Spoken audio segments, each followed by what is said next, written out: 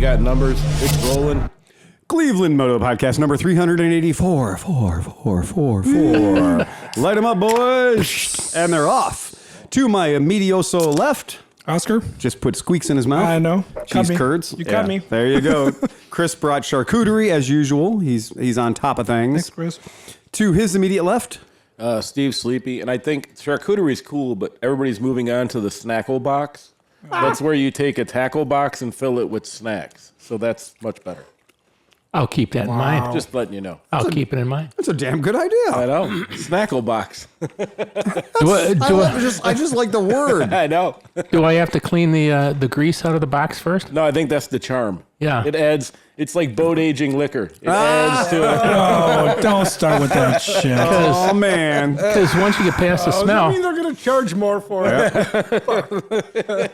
You did see that we got the one listener that got the rum with the boat. Yeah, he boat aged it. It literally is boat aged rum. Yeah, I love that shit. So and good. to his immediate left. Dan, the Squirrel Slayer Crunk. Oh my fucking God, man. Look, in our podcast for years, we've said squirrel. Yeah. Yep. But now Dan has got 3,786 reasons to hate fucking squirrels. Yeah.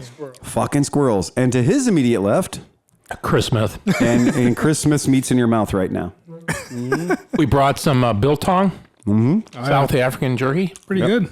homemade, and then we also brought some squeaky cheese. That Squeaky cheese. some of the squeak is left. Yeah, it's not the squeakiest of squeaky cheeses, but it's But delicious. it's still delicious. It's Yeah, damn delicious. yeah.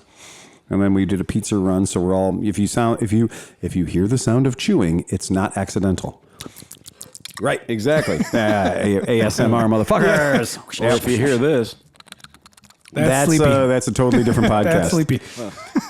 So, you guys, I have to say, Eliza, our friend from Motorcycles and Misfits, you know, she bought that Benelli TNT 135, and we all had fun riding it around Mid-Ohio with the big-ass Navi Kenda big blocks on it, and all had a good time. But she got a wild hair up her butt to do, pardon the visual, As she is wont to do. yeah, right.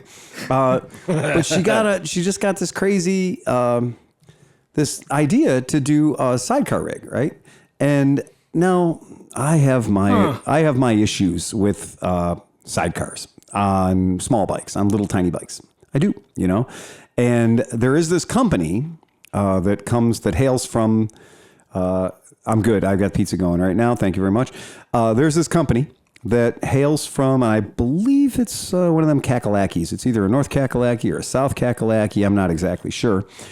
But what they do is they're called Industrial Moto. We're going to give them a plug because what they do is kind of cool. And if you've got some kind of weird...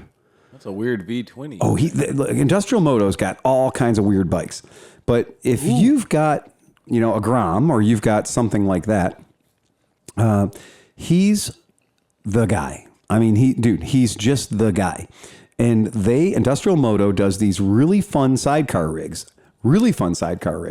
for your mini motos, for these kinds of bike. And if you take a look at this, which I do, you know, I want you to go ahead and check it out.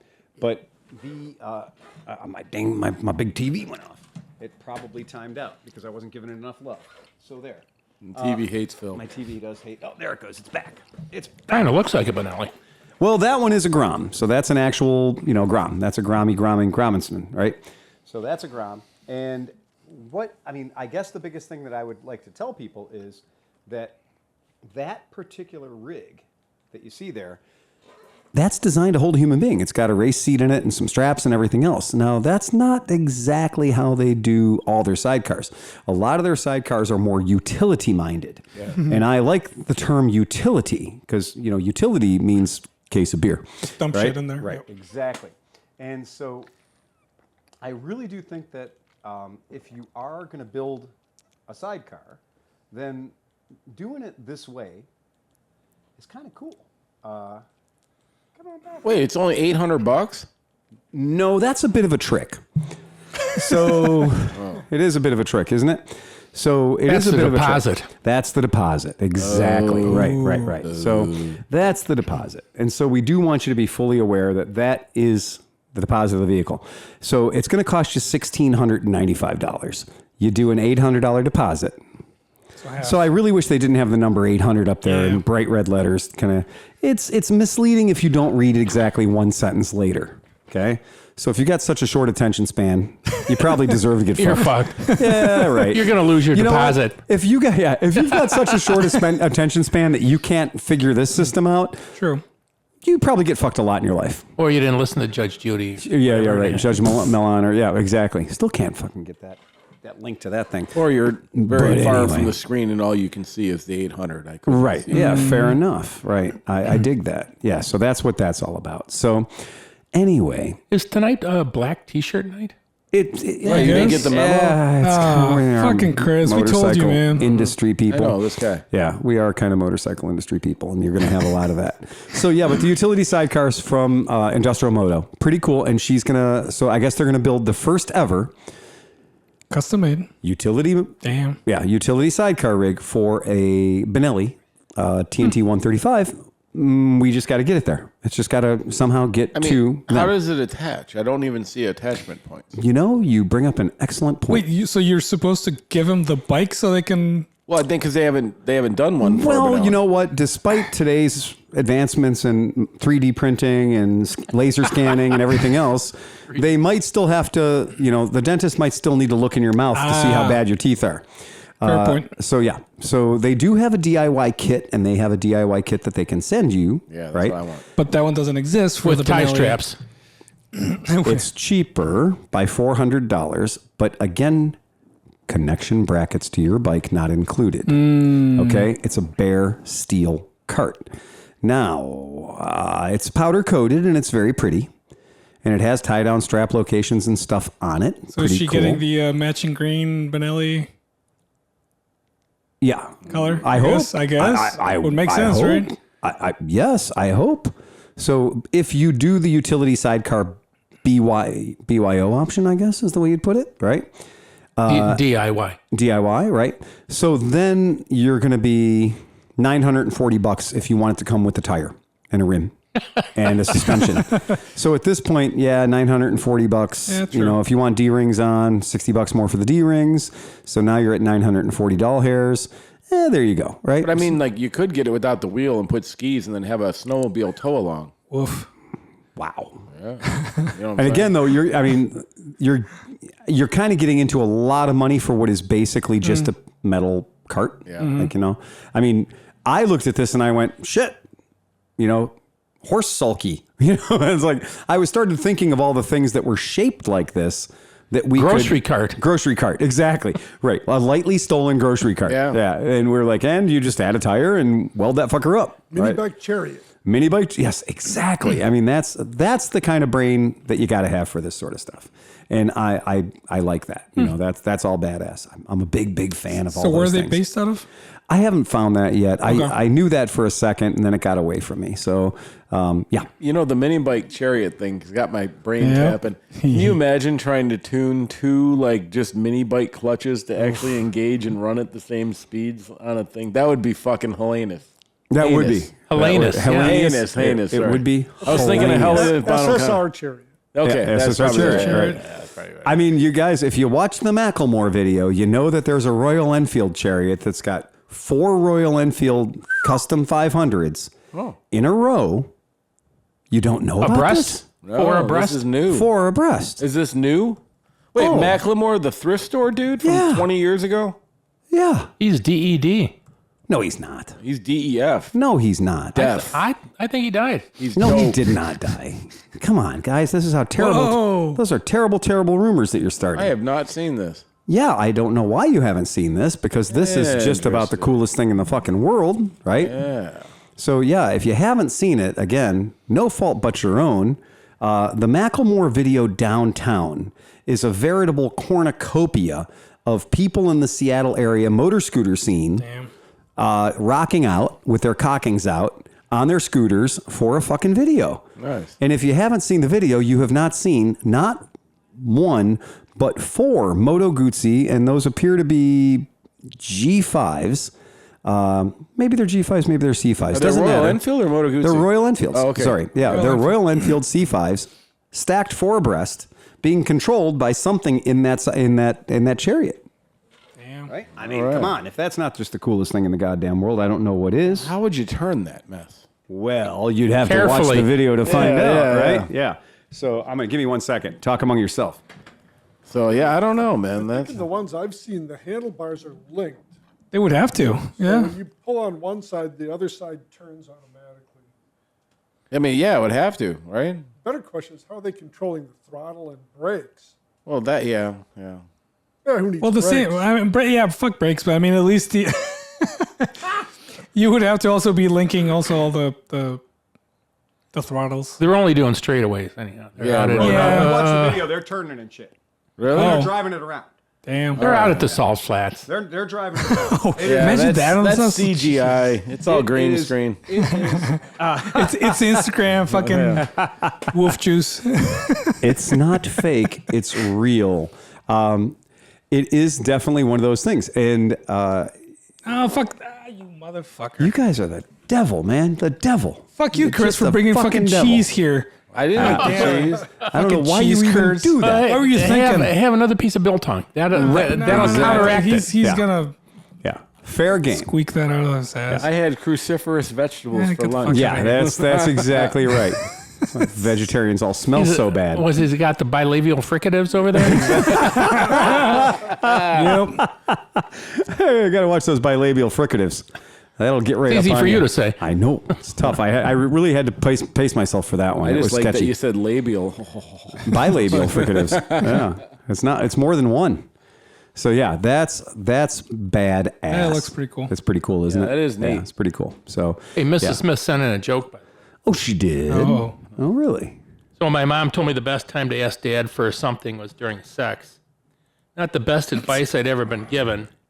I burst through the bedroom door, saying, "Hey, Dad, can I have a new bike?" He was pretty upset, but his secretary surprisingly was nice about it, and I got the bike. Hey, nice. That's funny. Mrs. Smith sent me a joke about you. Yeah. She said, "Mr. Smith satisfies me." And that was it. That was the whole was joke. all it was. That was the whole joke. That was And then she said, short and to the point. Yeah. That's what she said. Got him. Uh-oh, Phil dropped something. I did, and I figured it out. Oh, the Okay. TV's unplugged? I think I figured it out. Go ahead. I'm sorry, guys. Technical support. Yeah. So the people that just listened to the podcast are wondering what's going on. Phil is fucking with our giant monitor so that if you watch the podcast, you can follow along. No, that's from the printer. No, it runs on fumes. It's fine. "Oh, that's from the printer. You don't have the printer power grid plugged in." That kind of thing. Yeah, that'll happen occasionally. So it's all right. It's fine. It just took me a second to get my defecation centralized, as they say. Right. Right. So we're getting everything sorted out here. Yeah, we had it. I mean, It's it wasn't working. going for long, No. but here we are. So there we go. All right. So,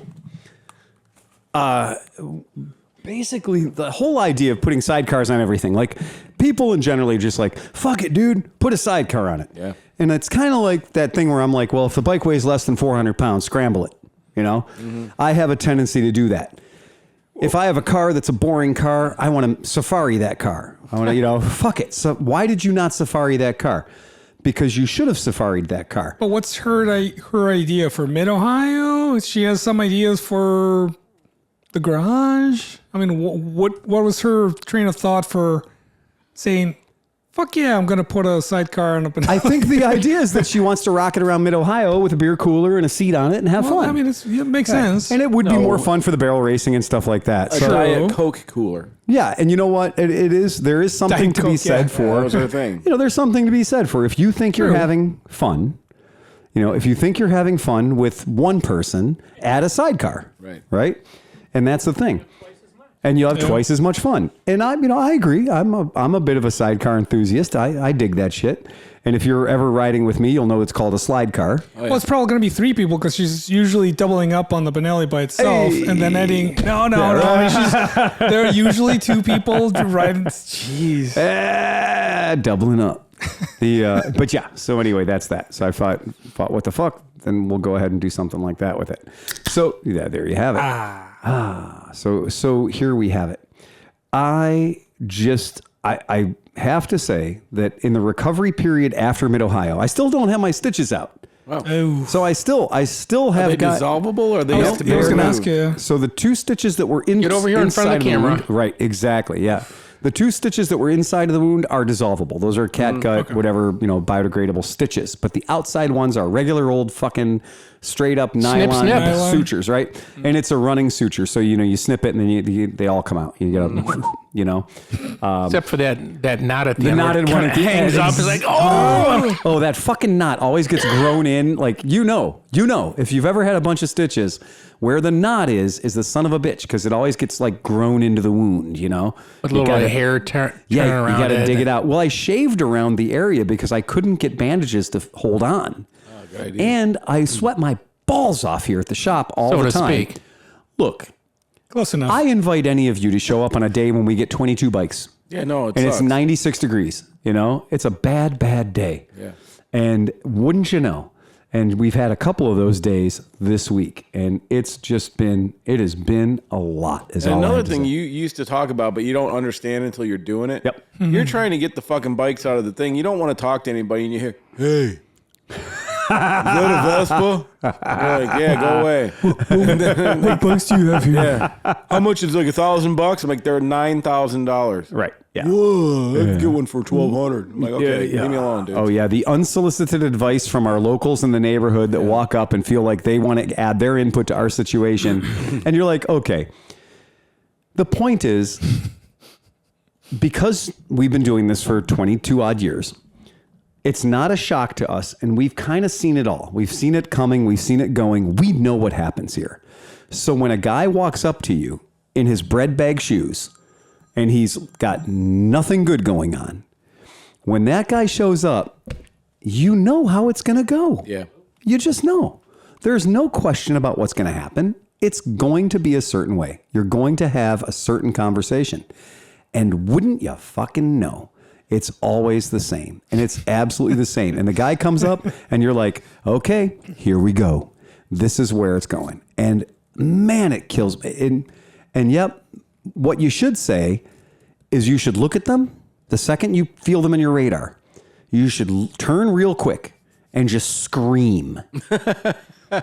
Just beat them to the punch. Yeah. And just, ah! And then when they back away in fear and leave, you can go back to work. Oh, nice. Because that will save you Yeah. Oh.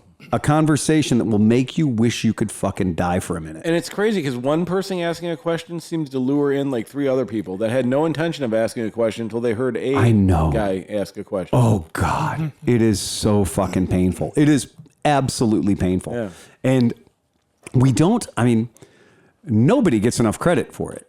When they walk up to the thing and they're like, look, man, I see you're working and I'm not.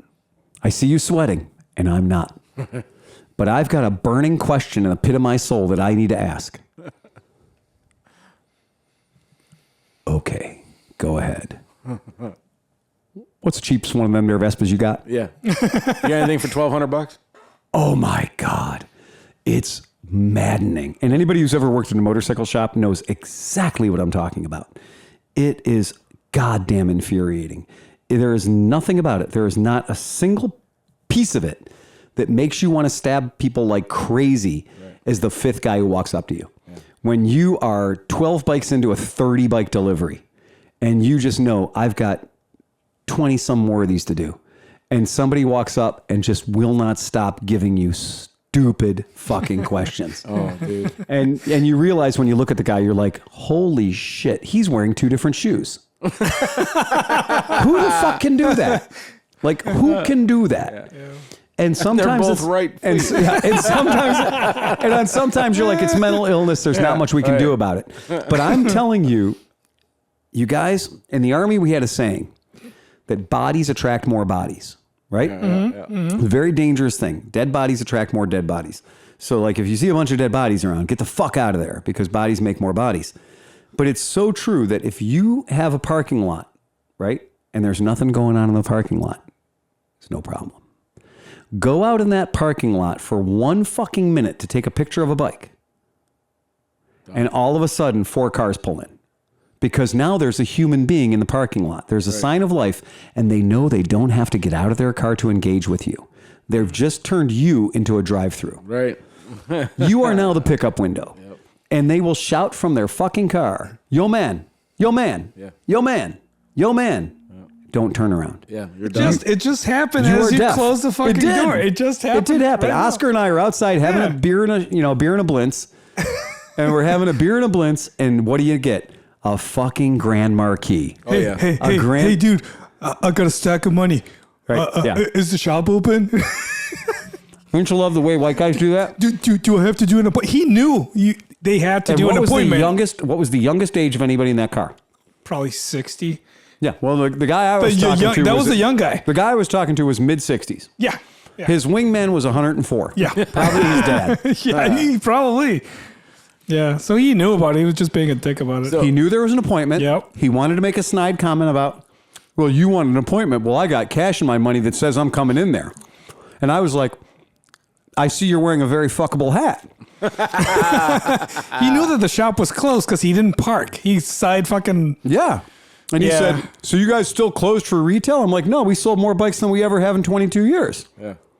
We're not closed for retail. We're closed for you. Yeah. So, well, how do I make an appointment? Gee. Well, with an attitude like that, you'll never find out. Right.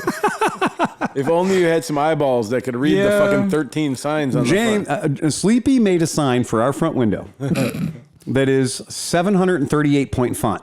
Yeah. It is 3 different sizes. It is exactly at eye height. Yeah. We put it right at the You eye. can't miss it. No. And it says it in that, and then it has another sign underneath it, and then it has another sign underneath that. And then there's one to the left on the other door. Yeah. I mean, literally. And if you go to the website, you actually get a pop-up, which I haven't found a browser where it doesn't pop up. It pops Like, up you've and done everything. really well about avoiding pop-up blockers. And it says, by appointment only, motherfucker, basically. Because it is not a pop-up. Oh, it's not. No. It's just part of that the is an screen? element of the page. Yeah, that is an element of the page. And the only way to make it go away is to click on it. Did not- Which means if you saw my phone number, Yeah, you read the thing. you read the thing. If you called me, if you got here somehow, if you figured out my address, You knew. you saw it. Yeah. Don't tell me you didn't see it. So you were talking about shoes. I learned something this week. Yeah. I'd like to share. I'd like to share. If you see Two left somebody with shoes. super hot, like, you know, like I'm not into them, but, you know, you have the sneaker people. Yeah. So they got their Jeezys or Yeezys or Yeezys, whatever. baby. Yeezys. Yeah. Take a double look. And I guess the big thing is that a lot of these people have 2 of the same foot because shoe stores only put out right shoes. So when they steal them, you only get, so if you steal the size bigger than you wear, you can bust 2 right shoes. Really? Yeah, I swear to God. Get the fuck out of here. It's more important to have the Jeezys or Yeezys than it is to have comfortable shoes. They're Well, not they're not look comfortable. like, they're not Just look like an idiot. Wearable. Yeah, wearable. I mean, literally, just shoes that fit on your feet. Yeah. Oh, man. I had no idea. Yeah, me I neither. honestly did not know. I done learned something this week. I'm still getting over that. like that's one of those facts that keeps you up at night. Yeah, Because yeah. you're like, what the actual shit? Like, did that really? Yeah, I guess people do that. Yes. Yep. Yeah, that's the Damn thing. it, man. That's a little hard to parse, I guess. Holy shit. The big thing around here at the shop, as we are from time to time. Ooh. We have been approached. And that's the nicest way to put it. From behind? From behind. Yeah, we have been approached. I cannot fathom why this thing is not working right now. And I'm going to do a hard reboot. All right. Well, we don't want to put information up there. Oh, yeah, that yeah, they yeah. can't participate in. If it's essentially a video thing, right? You know, so if it's the kind of thing that's a video-based item or maybe an image-based item, go ahead. No, I'm still working. Chris is offering me his meat from across the table. He's suggestively The last. the last bit of meat. Well, I've got a bag of biltong in the back, so but it's nothing good. It's that shit from Costco. It's it gets you through the day. Smith won't be happy till his meat's in everybody's mouth. Yeah, I'm like a 90 grams of protein per day kind of guy, and the biltong really helps you get there. So that's a good way to make sure that you get your 90 grams of protein. So there's been a lot of fervor around these 125cc bikes. If you were at Mid-Ohio, you'll know that Everywhere. there's a lot of enthusiasm right now. There's a lot of energy in the 125cc machines. And we've been getting some people come into the shop with their Navis, their Honda Navis. And in case anyone was wondering how long it would take for the Navi to come out until people were at my shop trying to sell me their Navis, the answer is today. Yeah. Right? So today is the day when I've had my third Navi physically show up at my shop. Really? Uninvited. And with somebody attached to the Navi saying, hey, do you guys buy bikes? And so I always pretend like I've never seen a Navi before. What's that you got there? Oh, it's a Honda Navi. Oh, that's kind of interesting. Is that a Grom? Yeah. It looks like a ground. They hate that. And they usually say something like, well, it's kind of a Grom. Yeah. And I was like, oh. It's the slow ground. And I was like, is that made in Japan? And they're usually like, well, it's a Honda. I'm like, well, that doesn't answer the question. didn't really answer my question. Is that made in Japan? And it's not so great. So that usually isn't enough.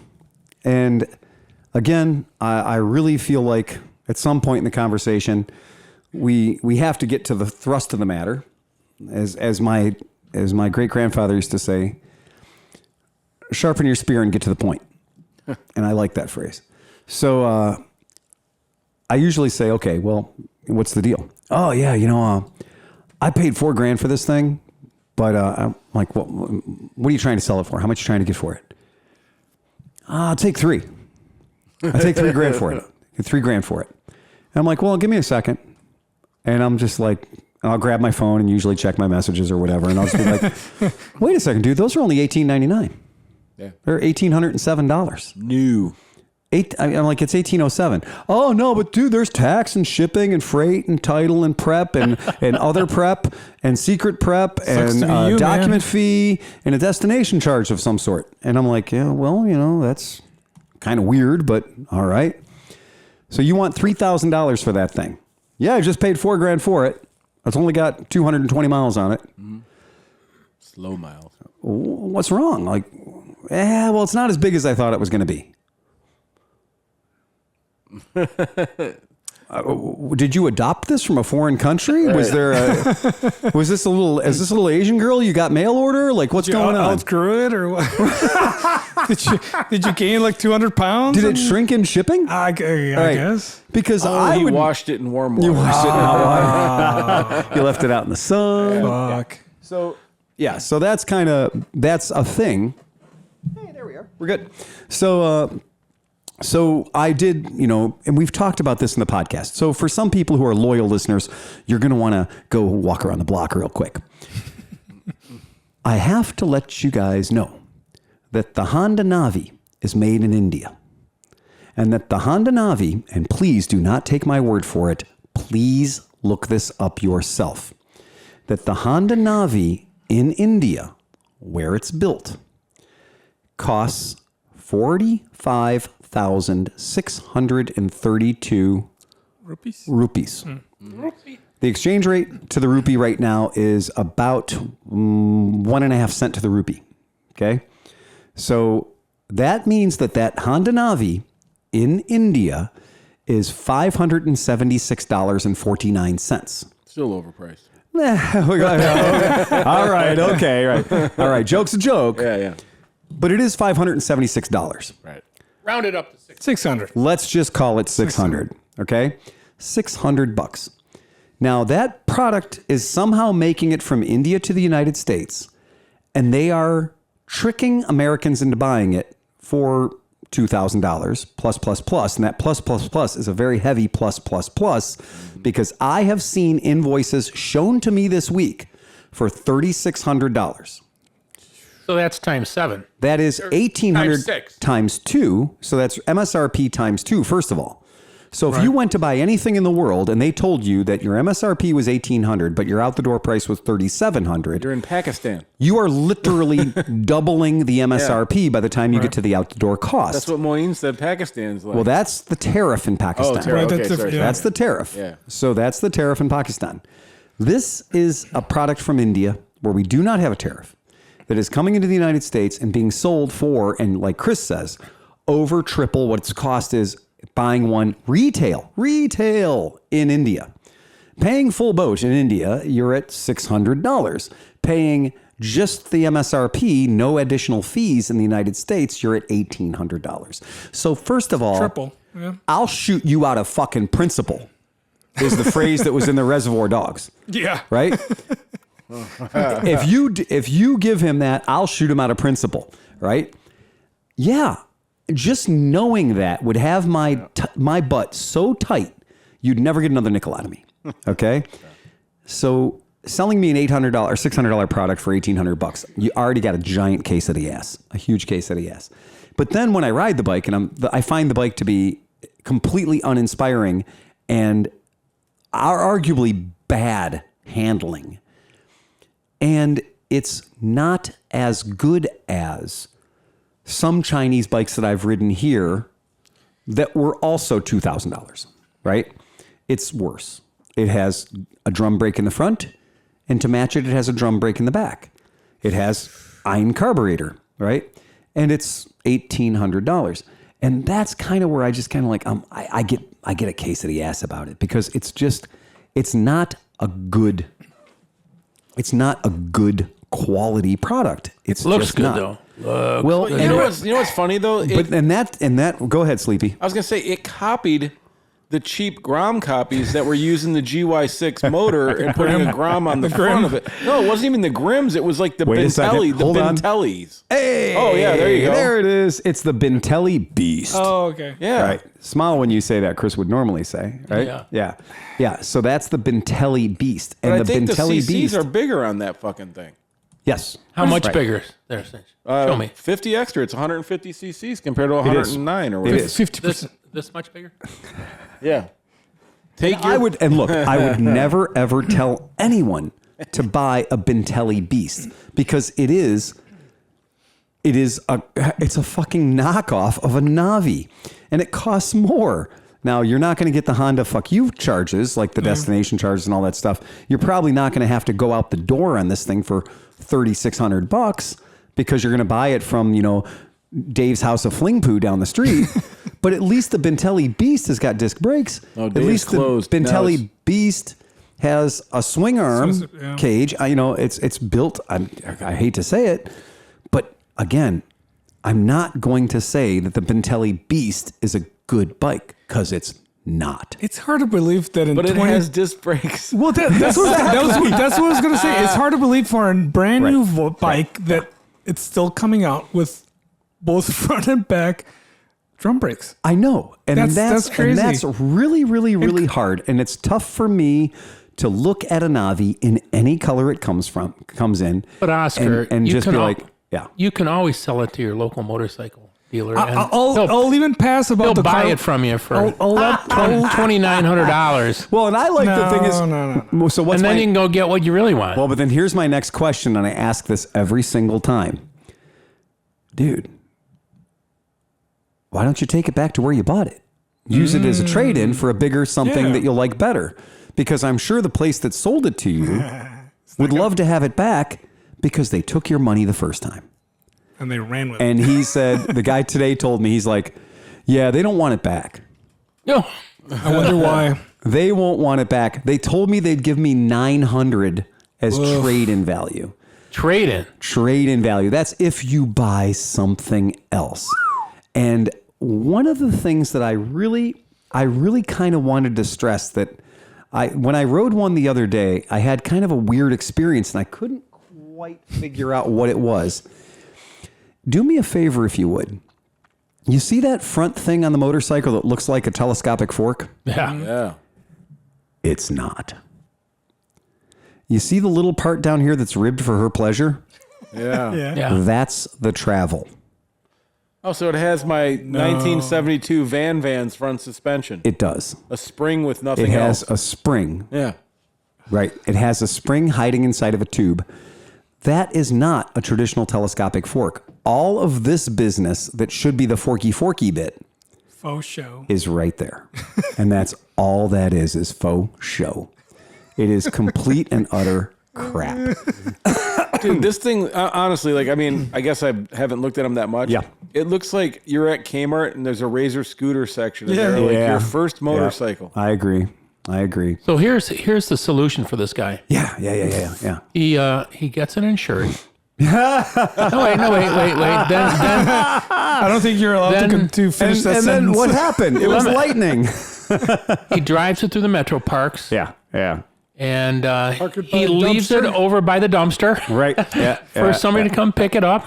Yeah. And report it stolen. Bob's your uncle. Yeah. I think you're right. Fanny's your aunt. Yep. So that's what it is, and I think that's the deal. And I gotta say, guys, if you're looking in close resolution at the speedometer on this, I've seen better speedometers on a fucking Cub Cadet tractor. Yeah, seriously. This speedometer is garbage. That orange plastic that the dial's made out of Yes. looks like it came in a box of Captain Crunch.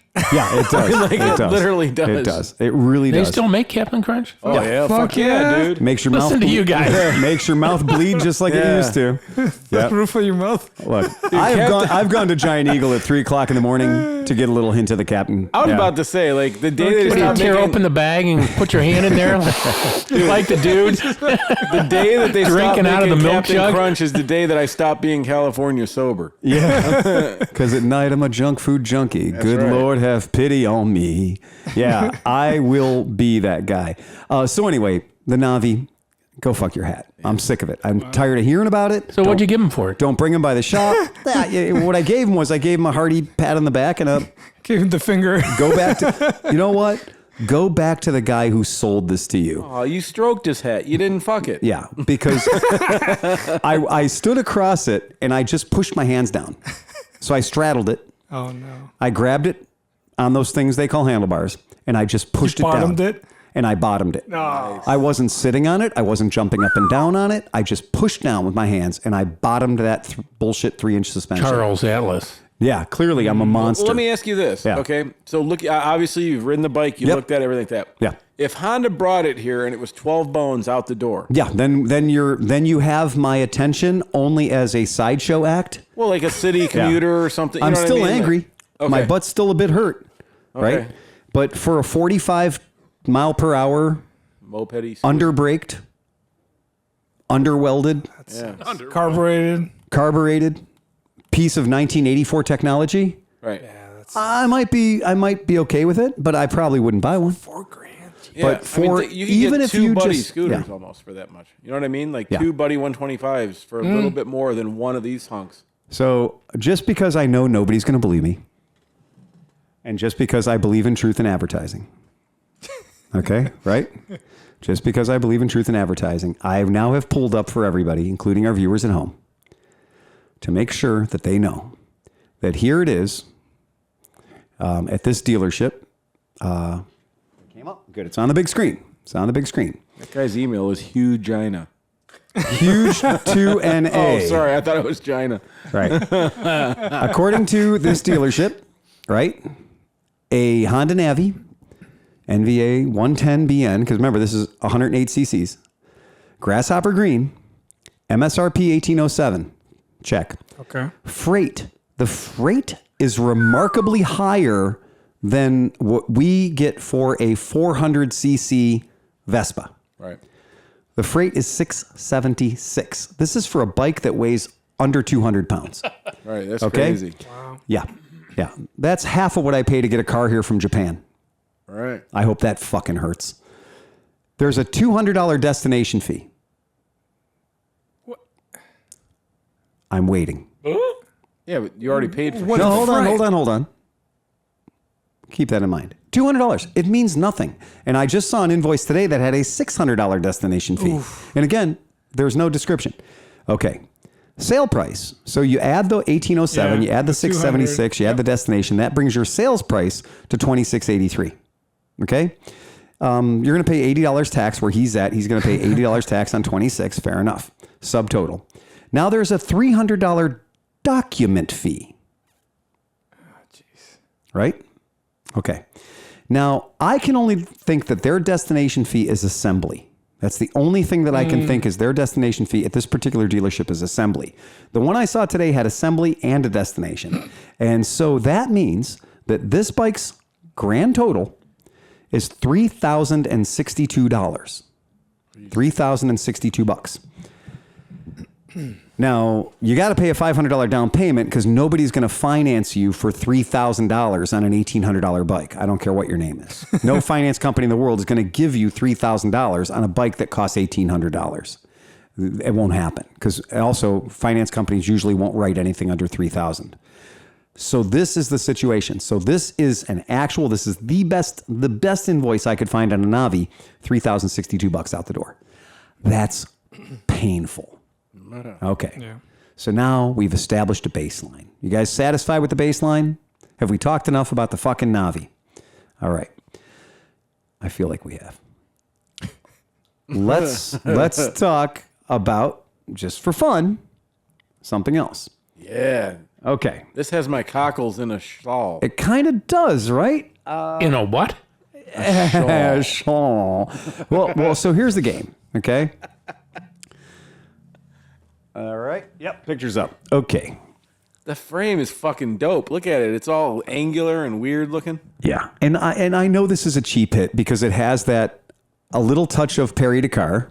Yeah, that's what. It's got the a old little school touch BMW. of Africa Twin. Yeah. It's got a roundel on it. It's got some sort of a roundel in the middle of it. Looks like bigger tires too. It looks like it has bigger tires, right? Human-sized tires that have spokes and knobs on them, knobby tires. Uh-huh. And it has this motor that we are all going to recognize as being a horizontal Honda 2-valve, probably 125 motor.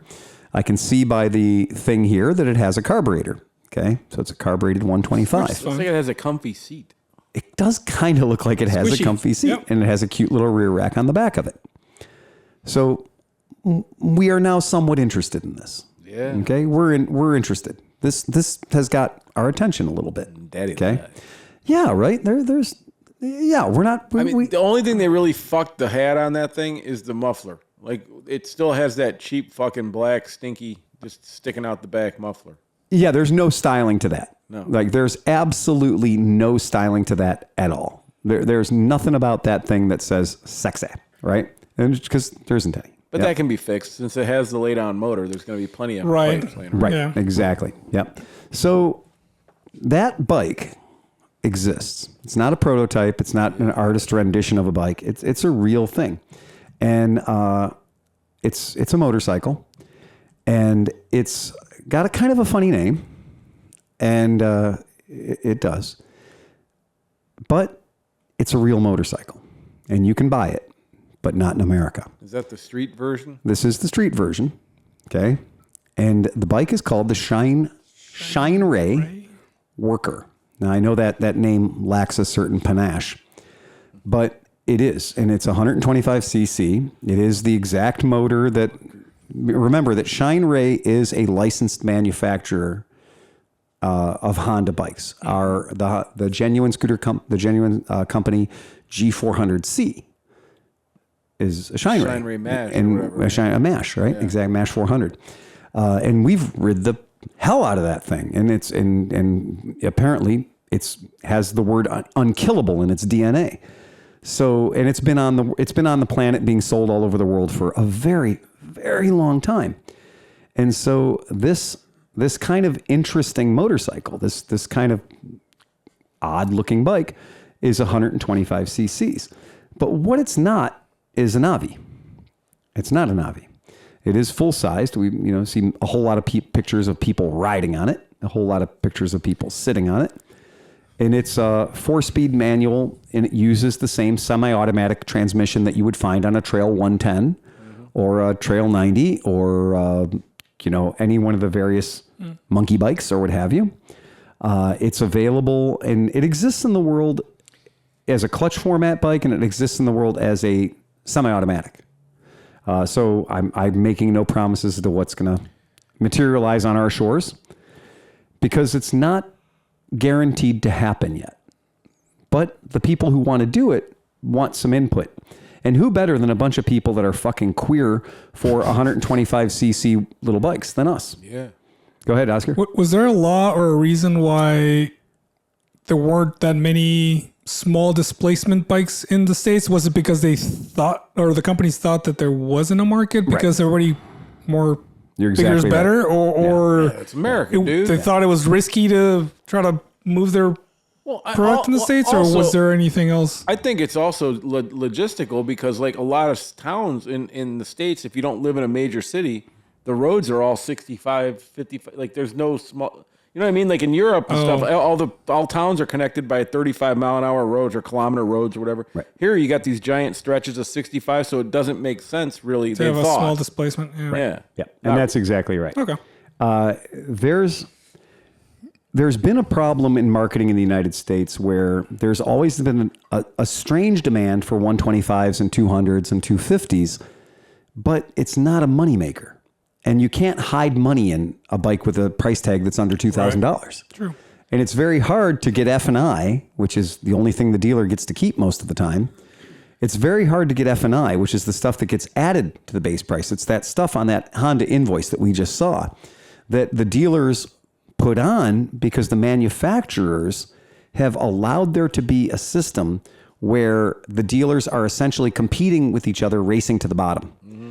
And so the dealer has to advertise, it's instead of $23.99, it's $19.99, And there's this sort of sense of, okay, well, we're giving up our real margin, our profit margin, so we have to get it somewhere else. And that's why your car dealership used to advertise just 1 penny over invoice or just 1 penny over list to get people to come into their dealership. Because we'll show you the list price. And sure, your $23,000 car had a list price of $19,999. And you're like, yay, I saved $3,000. But then they add on $3,000 of F&I. And so the end result is your butthole's just as wide, right? They just painted it a different color, right? They just said this experience is not going to be called rape. It's going to be called surprise sex, right? And you're like, I had surprise sex and it was something, And what usually ends up happening is the people get pretty upset, right? And they don't want to ever go back to the dealer again. And the dealer goes, that's fine. We made it on one and there'll be another customer along. And they really didn't have to work too hard for it. And that's kind of the bite in the ass. I mean, that's the problem. Now, here we have this motorcycle. We have this Shineray. It's 125 cc's. We know what the motor is because it's the same motor. A fuel-injected version of this motor is called the Grom, and a fuel-injected version of this motor is called the Monkey Bike 125. A fuel-injected version of this motor is called the Trail 125, right? Or the Kawasaki, what is it? The Z125 Pro, right? It's a horizontal motor, right? That's what it is. That's exactly what you're getting. But here's what I will say. If the company that I'm not going to name brings this bike into the United States, and when they bring this bike into the United States, if they do it for their projected $18.99 price tag, it'll kill. Nice. It will kill. Yeah. It will kill because as much as we joke about the Benelli 135 being the Grom killer, we've just met the Navi killer. Oh, yeah. And because looking at the quality of a Navi, this has disc brakes.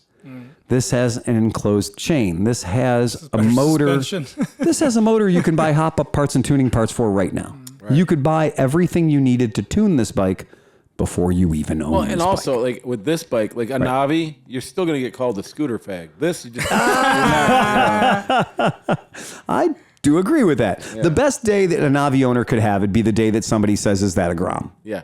That's the best day a Navi owner can have because it's a cousin of it. It's almost the Grom. It's Grom compatible. Yeah. It came from the Grom shop. I got a Grom sticker on my helmet. So that I got at Cycle Gear. But that's a real thing. So I'm kind of interested in this. This is a big fucking deal. And again, I think it's a very good looking bike. Yeah. I think that bike looks fine just the way it is. And if that product rolls to market, at give or take $1,800, $1,900. Jesus Christ. If it rolls to market at $2,500, it's still what it is. Now, it might be 50 miles an hour. It might be 55. But it is an entry-level bike that is the spirit animal of one of my favorite bikes that ever existed on the planet. Is there a picture with someone on it to see how if it just looks bigger than it is? Yeah, we should do that. We'll find a picture with somebody on it. One of my favorite bikes, and I mean, because the Navi looks tiny as fuck. It does. It absolutely does. Even without a person on it. Yeah, one of my favorite motorcycles in the world ever that we got from my brother when he was 15 years old. Oh yeah. Was the Honda CB125. Yeah, the CB125. Kind of looks a bit like it. And I really enjoyed the CB125, and it was a fun bike for farting around the neighborhood. It had, a disc in the front and drum in the back. And the CB125 was just, it was just a go to get a gallon of milk or whatever kind of bike. And you really couldn't find much fault with the Honda CB125. Go back to that picture you just had up. This one? So, yeah. Yep. So look at Honda. Honda's engineers, they are fucking talented. Look at the brake pedal, how it just kisses the exhaust, goes underneath it. Yeah. Clean, tidy. Yeah. Clean as hell. Go back to the other one. All right. It looks like a fucking Bavarian cheese whistle. The exhaust is a giant banana. The exhaust is look a at the brake banana. pedal. Yeah. The No, brake pedal you're goes- right. The brake pedal is a banana. I'm sorry. yeah. Right. Oh shit, that's the brake pedal? Yeah, that's the brake pedal. It goes like 13 inches below the exhaust. The 22-inch long letter C, the inverted letter C, is the brake pedal when you're looking at... They're not concerned with braking. No. Oh, no. I think they're being overly cautious. I think that doubles as the skid plate. Right. I think it does. When needed. Yeah, that brake lever is criminally hooked. But again, center stand. Oh, yeah. Right? That's cool. I'm going to say Looks good. it's a damn sight better looking to me than a Navi for the same I've price. never seen a motorcycle with a frame like that. So, obviously, there's only 2 mounting points on that horizontal motor. Yeah, it's the same as all But of them. then they have a cradle that goes from the neck down. It's really kind of interesting. It is very interesting because they don't need to have the frame part to the literally down go tube. under the motor Yeah, right. because the motor is hanging in the frame. Part of it. Go down to the swing arms at least. There's a swing arm right there. It comes on that plate. Yeah, So you see that but that's plate what I'm is saying. right So the there. Yeah, motor's side plate. self-supported from 2 bolts. Right. Yep. Yep. That's how they do. Yep. There's going to be a bolt right there, and there's going to be a bolt right there. Yep. That's how the motor's hung in. And just like our SSRs that we have, Yep. It's the same exact situation. And yes, anything that fits in an SSR will fit in this bike. So all you fucking weird, your weird piranha people, you all can be happy. You can get a 212 Daytona and make it go 100. Exactly. Now that bike right now is currently available. You can buy that bike in Brazil. Oh, nice. And in Brazil, in the Brazilian real, which is their form of currency, that bike is $1,343. So today's price, exchange rate, what it is, that bike is not $500. That bike is $1,350. So there you have it. Holy cow. Yeah. Yeah. So, I mean, that's something.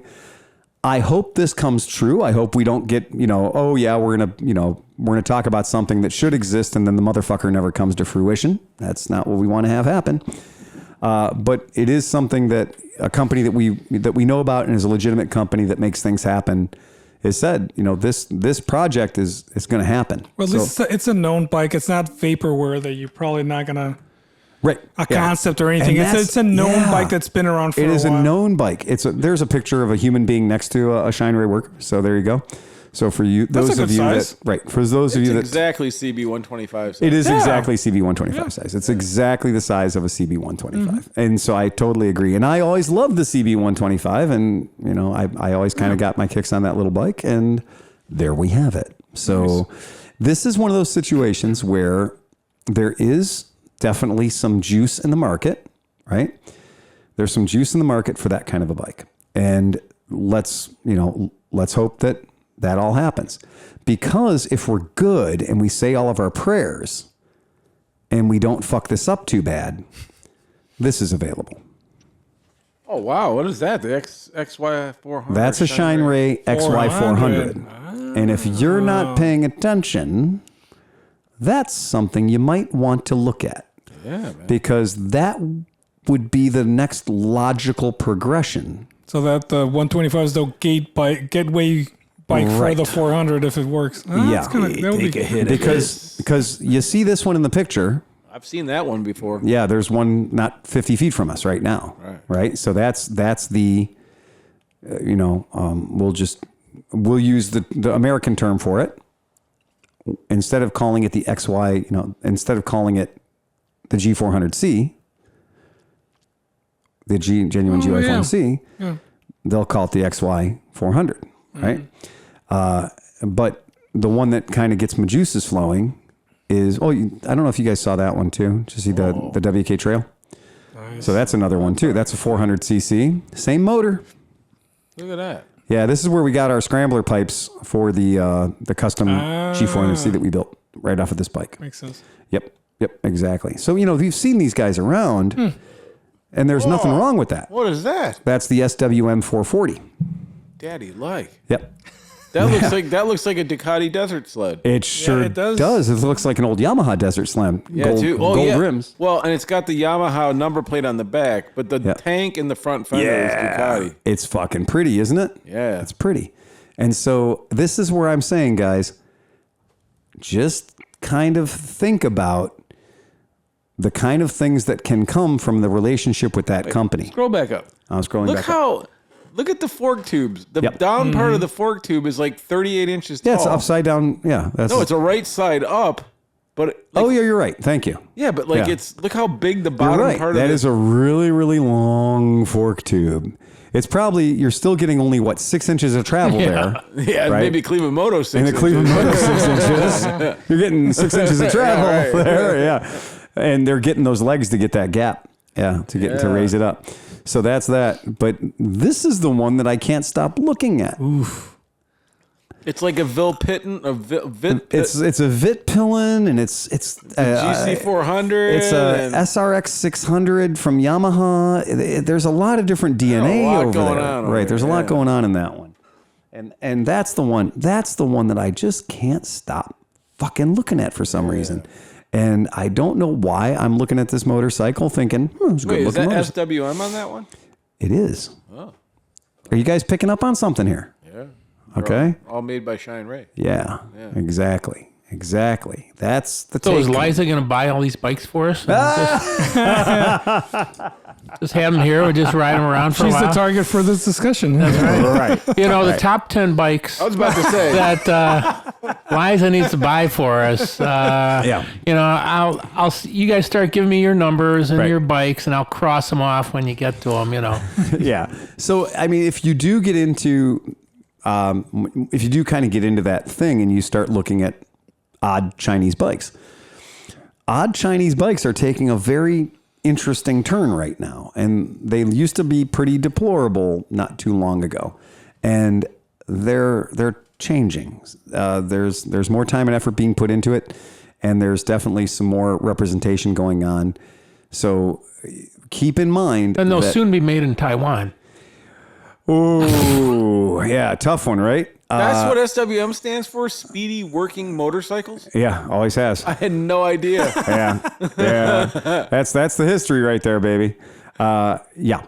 They had a change from SRM, Speedy Repairable Motorcycles. Go back up here. Beautiful Italian craftsmanship. Well, that's A little bit more. okay. Keep going. No, a little up. Up a little bit more. Right there. Okay. Yeah. Oh yeah. There's one Italian over there. In a future. He's in prison. Well, He makes the hand grips. no, because there's SWM. The Chinese purchased SWM, and they purchased SWM's Italian headquarters. Oh. So SWM is still there, and SWM has been Italian. It has. It's just now Italian with Chinese money behind it. Well, a lot of the world's going to be like that now. Right. And that's absolutely right. And when you have to kind of say that, and it's a very, very sketchy thing. I'm going to be the first to tell you that 20 years ago, if you would have told me I was selling Chinese bikes in my shop, I would have been like, fuck you. There's no way. There's just no way. What they build is garbage. And that's a statement that a lot of dealers made in 1967 when talking about Yamaha and Honda. Fuck you, I'm not selling that Jap shit at my shop. Okay. And we know that's changed, and it's just it. Now, is it the devil you know versus the devil you don't? Yeah. Japan is no longer the manufacturing superpower that it once was. And that's been replaced by China. Absolutely. In damn near every endeavor. But yeah, in 1971, SWN, Italian company, began existing. And it's been making motorcycles, specifically performance motorcycles and dirt bikes for, 1971, 51 years. So they look remarkably like that. What is it? Penton? JAP or JAP. Yeah. Is it JP or? Well, and there's also Jawa. There's a number of different European manufacturers that had the same look. Over the years. And when you look at their old bikes, when you look at SWM's old bikes, you're going to see a lot of that there. There's a lot of stuff that SWM does where you're like, that's a fucking Ducati. And then you're like, no, it's not a Ducati. It's an SWM. And you look at something and you're like, that's a fucking KTM. And you're like, no, it's an SWM.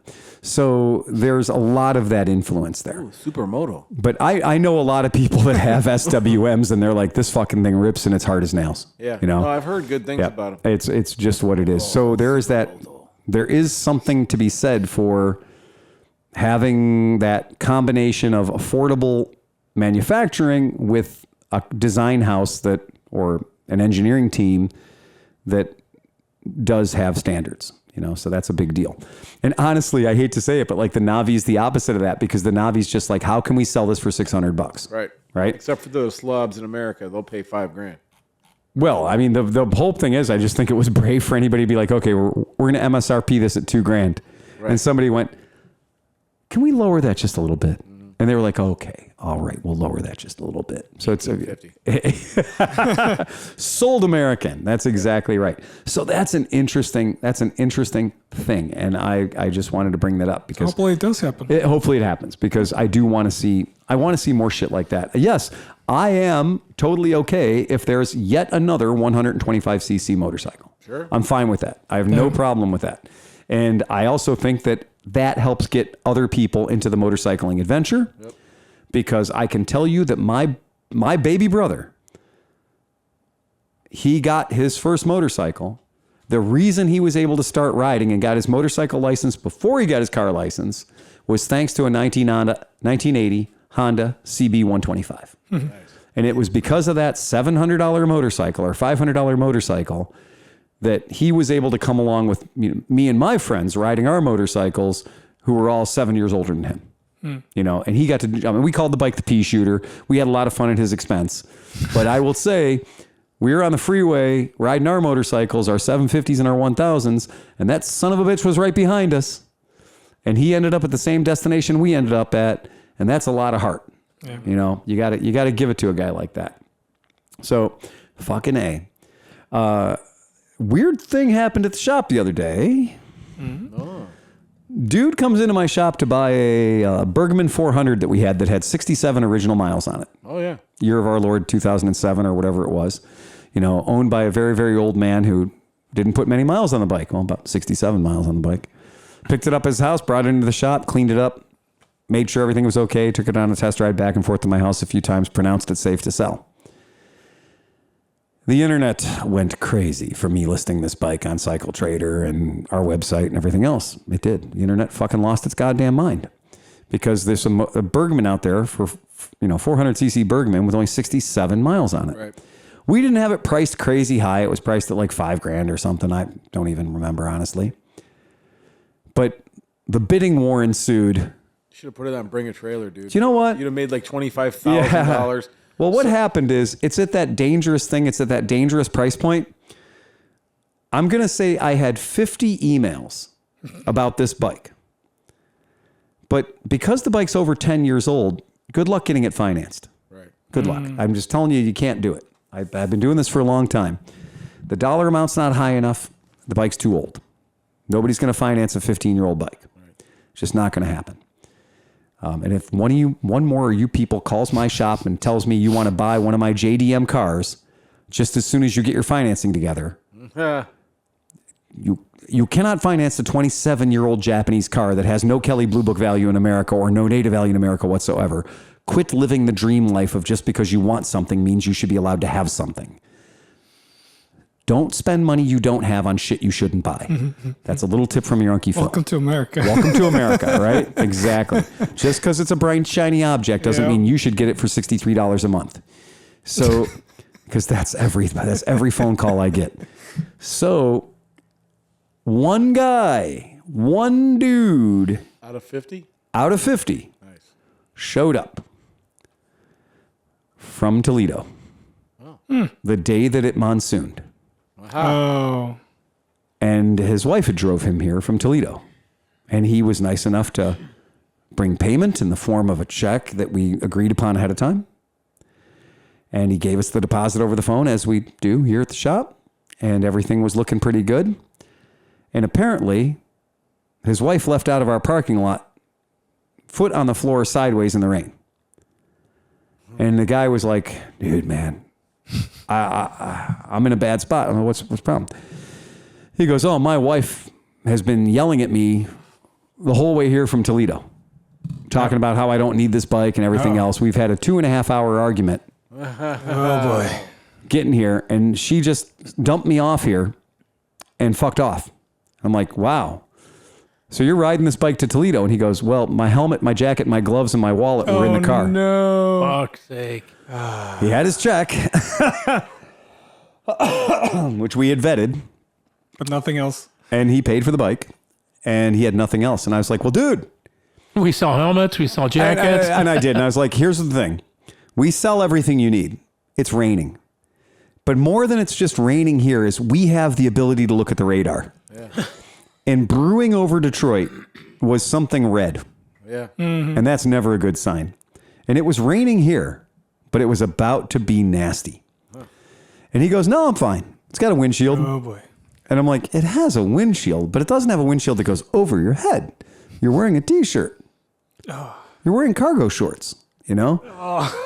And you're going to ride a 400cc motorcycle scooter all the way back to Toledo, 2+ 120 hours. miles, yeah. 120 miles from my shop into a blinding rainstorm, into a monsoon.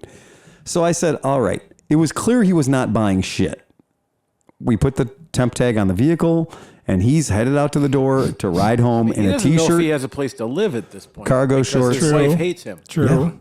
Right. Yeah, for real. So he's definitely not buying anything. For real. Right. And okay. So as he's about to leave, I realized, okay, we're not going to sell him anything. He's made his mind up. He's going to do it. He's going commando the whole way home. Oh boy. So I'm like, shit. So, we've got some helmets in the back that we've gotten on, lightly deceased motorcycles and stuff like that. So we have acquired a collection of helmets that we use when somebody needs to borrow a helmet in an emergency situation. I've got every size from extra small to oops, you broke your face, right? And some of them have some road rash. Some of them have a little blood in it, but it's fine. It's a helmet. It's good. It's better than the shit they gave me in Costa Rica. So I grab a helmet that's like a large size, a 3/4 with a full visor, with a full shield.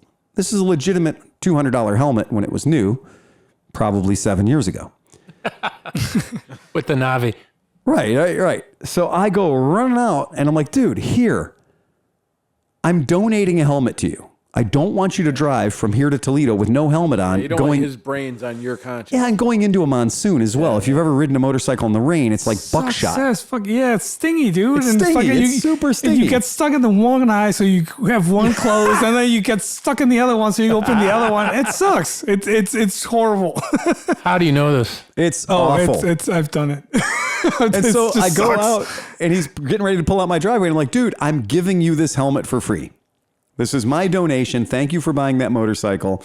Here's a helmet for free so that you don't have to ride from here to Toledo with no helmet on. And he goes, no, dude, I don't want it. Wow. And I said, That's just stupid. what the fuck, man? And he goes, I want to be... On principle. I want to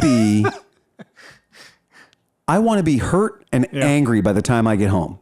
He's doing it on purpose. I want I want to just stew on this anger that I have at my wife right now. You know what? What I would have done, I would have taken the fucking helmet. Yeah. A couple blocks away, ditched the fucking helmet. I would have rode and that. then just like fucking just. I would have bought a jacket. I'd have bought a helmet. I'd have bought a gloves. I'd have ridden my ass home. I probably would have stopped and got a hotel. Yeah. And then I would have told my wife that it was terrible and it was an arduous journey. And, you know, I got blown off the bike and all this other shit. And then showed up in the driveway and I would have already, you know, hidden the helmet, hidden the jacket, hidden the gloves. And then still had all that. I had all that. I had that accumulation of good karma, ill-gotten karma. And so I had that accumulation of ill-gotten karma to then lord over her forever for her kicking me out of the car and peeling out of here with my gear. And that's got to be worth something in a relationship. You know, that kind of traction. I'll break this down. I'll make this really short, but to your point. So when I used to race bicycles, I would train all the time. And my wife would get mad because, you know, like you have to put in miles and it's a lot of time. So it was like a Thursday and she wanted to go out to dinner with her friends or something like that. Is a train technically anytime it's more than two guys? No. Okay. No, I was training by myself. Oh. Like I always do. But anyways, so she was like, all right, you have to be home at 6:30. If you're not home at 6:30, I will kill you. So I went out on my ride and I left at like 4 because I was working at home from the time. And I'm out riding, I'm doing my training. And as I'm coming, I'm about 3 miles from home. It's like 6 o'clock. I'm going to make it. It's perfect. I think I remember that story. And this car fucking hits me. These kids come up and they start screaming fag at me and all this stuff. And then they swerve into me. But I hit the curb with my tire, which caused me to go over. So I held my bike up because it was a $10,000 racing bike. And I'm sliding on my back and my side. And I'm sliding and I skid to a stop. Guys come up and like they're like, you okay? Not the guys that hit me, but some other guy comes up and is like, you okay? I'm like, I think so. And his daughter looks at me. She's about 4, and I can tell from her eyes that I'm probably not okay. And so I think flies are falling off me and stuff, but it's all blood. And I realize that I have like no shoulder left, no skin over here. I'm wearing bicycling gear that no longer exists. So I'm basically butt naked with blood coming out everywhere. And I was like, you know what? Fuck it. I'm a mile from home. I'm just going to go home. So by the time I get home, it's like 7:15 and now I'm late. And I walk in the door and my wife literally comes from the back room and goes, you've better been hit by a fucking car or you're dead. And when I walked in, my right side was showing, right? So I just simply turned to the left and her face changed and her demeanor changed quite a bit. But so like to that guy's point, if he could pull it off and be all fucked up when he walks in and make her feel bad, it's not a bad way to go, man. It's not a bad. Hey, Look, she picked the fight. No. But here's the hilarious part about the whole thing is the guy calls me a day later. Oh. And I said, my God, did you make it? Like, he's like, yeah, I made it. Did you run into the monsoon? Yeah, I ran into the monsoon. Was it insane? It was insane. And I had to pull in, I had to pull into a car wash. Yeah. He's like, I pulled into a car wash because the wind was so strong, it was blowing me across the lanes. Yeah. And I had no jacket, I had no helmet, and no gloves. And the temperature dropped like 20 degrees in like 20 minutes. And I was like, yeah, we had that here. It was crazy. Fuck. Yeah. It was absolutely insane. Yeah. Trees blowing over and shit. And he goes, yeah, I made it home. And he goes, but, so anyway, I was there and I saw that SYM fiddle you guys have. And I'm like, yeah. And he goes, so I got to buy one of those for my wife. And I was like, wait a second. The same wife that made you ride home in the rain to Toledo, you're buying her a fucking $4,000 scooter now? Yeah. And again, I was like, I'll shoot him on principle. I was just like, you got to be kidding me, man. And he goes, no, you know, it was her birthday in June and I promised her a scooter and I didn't get her one. And then I got one for myself. And so now she's got a case that he asked. The plot thickens. And I was like, so you're going to buy this for her? And he goes, yeah. I said, okay, all right. Give me your deposit over the phone. We'll prep it and get it ready for you. Okay, great. You know, I need a windshield. Well, we don't have any windshields for those in stock at the moment. We'll order it in for you. That's fine. I get a luggage rack and top box, whatever. That's great. Yeah, cool. Set it all up. I'm like, great. No problem. And he's like, when can I come and get it? I said, oh, Jesus Christ, man. You know, nothing like a hurry, huh? And so I said, well, we'll have it for you Wednesday. It'll be prepped and ready to go on Wednesday. Good. We're coming on Wednesday afternoon. I said, well, don't get here after 5 o'clock because we close the doors at 6 and, you know, we don't want any lame fuck around hanging around bullshit. Okay, that's fine. I'll be there at 5 o'clock. Good enough. Okay, we finally got to meet the missus. Oh, no. Yeah. Okay. 20 years ago when she got that boob job, she was something. I mean, I'll bet you she could stop traffic in whatever boating community they live in. They are boat lifestyle people. Salt life people. I love when Lake Erie people have Salt Life stickers. Oh, they did. They had Salt Life stickers all over their car. Yeah. I had Salt Life stickers all over that fucking element. Carp life. Yeah. Carp life. What is it? Algae plume life. Zebra mussels. That's not as funny as No, but carp life works in the whole font and everything. You can make a fish hook out of the sea. Yeah. It's perfect. Carp life. How could they have not taken that shit yet? Yeah. Anyway, That's free from the Uncle Phil. Thank Look you. at this. Clamscape, Carp Life. We're giving them all away. we're giving them all away. Understatement of the century. She was kind of a weird one. But I could see that she could give as good as she could get. And no, she had strong opinions about a lot of things and whatever. And then I find out, I'm like, well, so, do you guys rent a truck? And no, she's riding it home. Oh, not again. Are you fucking kidding me? Yeah. She didn't get a free helmet, though. Fuck her. She brought a helmet. All right. She brought a helmet. He didn't. Now, if I were him, I would have jumped in the car and drove away with the fucking helmet. Shit, yeah, fuck yeah. I give as good as I get. I bought you a scooter. Now you have fun riding it home. Yeah. Now here's the fucking shocking thing, because that's not enough. I'm like, so how are you going to get the 200cc brand new scooter that you got to break things in, dude. Yeah. You can't just point it west on Interstate 90 and go to fucking Toledo on day 1, minute 1, no miles. Can you? Should you? No. Oh yeah, we're gonna go out Route 2. It's a lot slower. Okay, for people who don't live in Cleveland, fucking Ohio, and go to Cedar Point all the time, if you're not familiar with the Amazement Park, America's Roller Coaster, you don't know that Interstate 90, aka Interstate 80, is the thing you got to get on to eventually get onto Route 2, which is still a 65 mile an hour road. 70 for most of it. Yeah. Thank you very much. On your brand new, not broken into 200cc Taiwan scooter with your little adorable, cute, I wish I had a Harley Davidson skid lid on, and your shorts and your flip flops. Oh, nice. Oh, no. And your halter top because you want everyone to appreciate your investment in breastages. Boobas. Yeah, that's how she drove to Toledo. Can you say windburn? Yeah, any of the above, dude. I have been hit by a bug at 70 miles per hour. It hurts. DOT flip-flops don't cut it on the interstate. Did she bring any gear? No, that's how she left. Did she buy any gear? No, she had a helmet, Oscar, which is one thing more than he had when he left. True. I would have gone out in the car and I would have hauled ass out of the parking lot, leaving the her helmet. with the key in my hand and nothing else. Yeah, why not? And that would have been like, okay, you know where the house is. Fair play. I bought you a bike. Ta-da! Yeah. But yeah, so I thought you guys would appreciate that as we are what we are. And that's the world we live in, as we are the painful, awful savages that we are. So how's this for a segue? Yep. So in introducing everybody here, we had a new member that's an old member that has rechristened himself as Dan the Squirrel Slayer. Yeah, tell us about So what's that. this all about, Dan? Yeah, kind of long story. Bought my new car last year. Had a squirrel move in who vacated when I was at the gas station, and I had to remove all the nesting material. And the air And wait, filter, right? Or just around How the- did you find out? I mean, were you at the gas station and fucker ran out and you saw him? I'm like at the gas station. This squirrel from underneath my car runs away, and I'm like, what the fuck? Open the hood, big squirrel nest on the intercooler. Oh, shit. Oh my God. But that was last year, right? Huh? That was last year? Yeah. Okay. Last year. Okay. So the car's been fine since then. So today, the windshield wipers won't work, and the lane guidance doesn't work. So I take it into the dealer, and they're like, dude, some big rodent chewed through your wiring harness. All right. $3,700 for a wiring harness for a Subaru Ascent. That's a great car. $100 $3,700.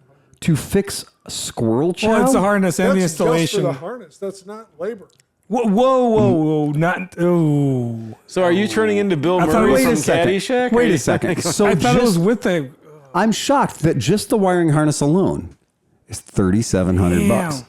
Well, it probably is CAN bus and stuff, right? It's like all connected, and it's not just a normal. No, wire I'm harness. certain it's CAN bus. I'm certain it's 93 miles of wire. Apparently, it had no idea that items were disconnected. So, Wow. so Yeah. yeah. I mean, it's crazy. They're gonna splice the wires for me. I'm gonna probably just unload the car. So, Dan, to make you feel better about your situation, according to motorbiscuit.com, now this is real.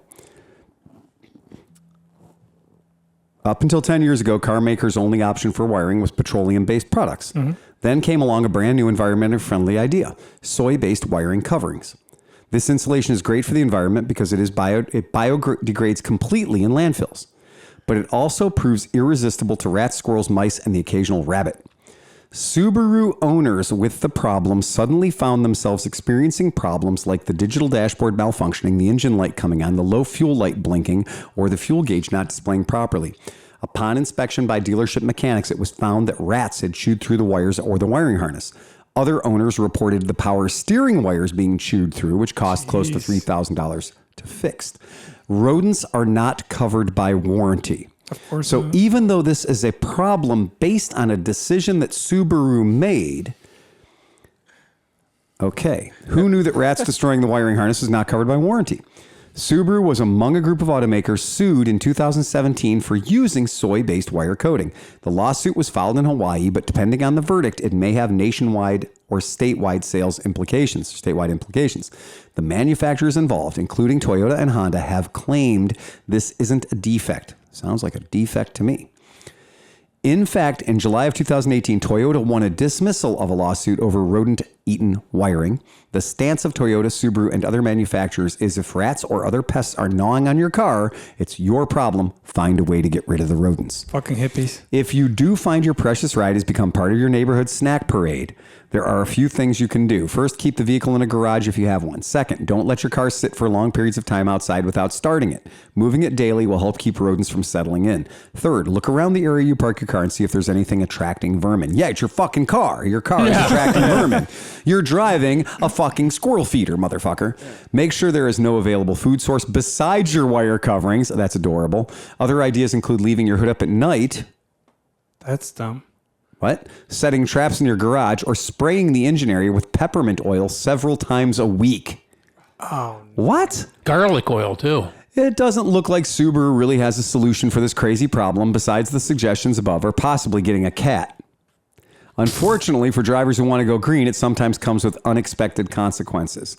Okay, here's my hot take on this, if you will. If Subaru made a car and the seatbelts on the car degraded with sunlight is a natural occurring phenomena. And if the seatbelts in that car degraded with sunlight and were deemed to not work or fail after 2 or 3 years of your car being parked in the sun, they wouldn't have a fucking leg to stand on the first time Jimmy and Susie go through the fucking windshield. And somebody determines that their seatbelts in the area that the sun shined on them deteriorated. That's called using inferior quality materials. If you use inferior quality materials in your tires and your name of your company is Firestone and your Ford Explorers keep flipping over, killing people, your company is at fault for using inferior quality materials in your tires and killing a fucking bunch of people. If your company does not acknowledge the existence of rodents and uses rodent food-based wiring harnesses, here's an interesting thing. If your wiring insulation isn't there and your car doesn't do what it's supposed to do at 80 miles per hour and your power steering doesn't work or your power brakes don't work and you die, it's not the rat's fault. It's the guy who put rat food on the wiring. That's his fault. The company that decided that they wanted to make the wiring out of something that was inferior or not suitable. That's inferior materials. I mean, that's what that is. And we absolutely know that if we sold a product, no matter what that product was, if we sold a product and it was proven to be degraded by a natural phenomena, they can't sell you a car if the paint comes off in the rain, right? Because the rain is a natural occurring phenomena, right? It's just fucking ridiculous that anybody would even think for a second that having soy-based wiring, look, I get it. You tried something. It didn't fucking work. There have been no shortage of things where the manufacturer was clearly at fault for using an inferior product or an inferior grade of material. It happens all the time in the automotive industry, and you have to step up and admit it and take your lumps. There's a General Motors product where the bushings in the front suspension went to shit. And the whole front end of the car would wobble, wobble, wobble. And sometimes you'd end up with the flying W where your front tires would cross. And it was snowplow. Yeah. It was the giant, pizza, French fries. Little young skiers will get that shit. And when your car does pizza, right? When your car does pizza at 80 miles an hour, you lose your family, right? And General Motors over in Europe had this problem. They had gone to a supplier, and the supplier was not using the correct grade of rubber in the bushings. And the bushings were just going to shit. And they were corroding out like within 3 years of buying the car. And General Motors had to step up and take care of all that. They had to fix all of that. And not only did it go for the car when it was brand new, but it also went for if you'd already fixed the fucking problem. If your car had that problem 6 years ago or 3 years ago, well, they got to compensate you for that. Show them your invoice for your work and they got to pay it. So that's faulty materials. That's substandard materials. And if Subaru and Toyota, if Toyota was able to bully whoever these claimants were and say that, no, soy-based wiring is okay. Well, Oscar and I know a thing or two about scooters, motor scooters, Italian vehicles from the 60s and 70s and stuff like that. And we can tell you that for some reason, the green wire. Yeah. Fucking disintegrates as soon as you touch it. The green colored wire, not the red wire, not the yellow wire, not the white wire, not the blue wire, not the purple wire. The green wire, whatever they used on that green wire, vaporizes. And so you're like, I'm going to unplug this wire so I can change my voltage regulator. And the whole thing just instantly disintegrates in your hands. The other wires that are right next to it don't disintegrate. They're fine. But the green wire, which goes all the way from... green wire vendor. Yeah, dude. So whoever was the vendor for the green wire, it was inferior product. And obviously, we know the problem these days. When we see the symptoms, we kind of know where to look. Subaru's got 86 miles of wire in your car, to the point where they've even said the wiring harness is worth $3,600. But my argument is a catalytic converter on your car, any EPA device is warranted for no less than 8 years. Regardless if your car has a 2-year warranty or a 5-year warranty or anything, an EPA device is always warranted for a minimum of 8 years. It's a law. If your catalytic converter took a shit in 5 years or 6 years, or your evap pump or your map sensor or something that was pollution EPA rated, you're entitled to get that shit fixed for free, get that part replaced, even if your car's out of warranty. You cannot tell me that the wiring harness, which is the nervous system of your bike or your car, isn't covered from faulty piss poor workmanship. And it is piss poor workmanship.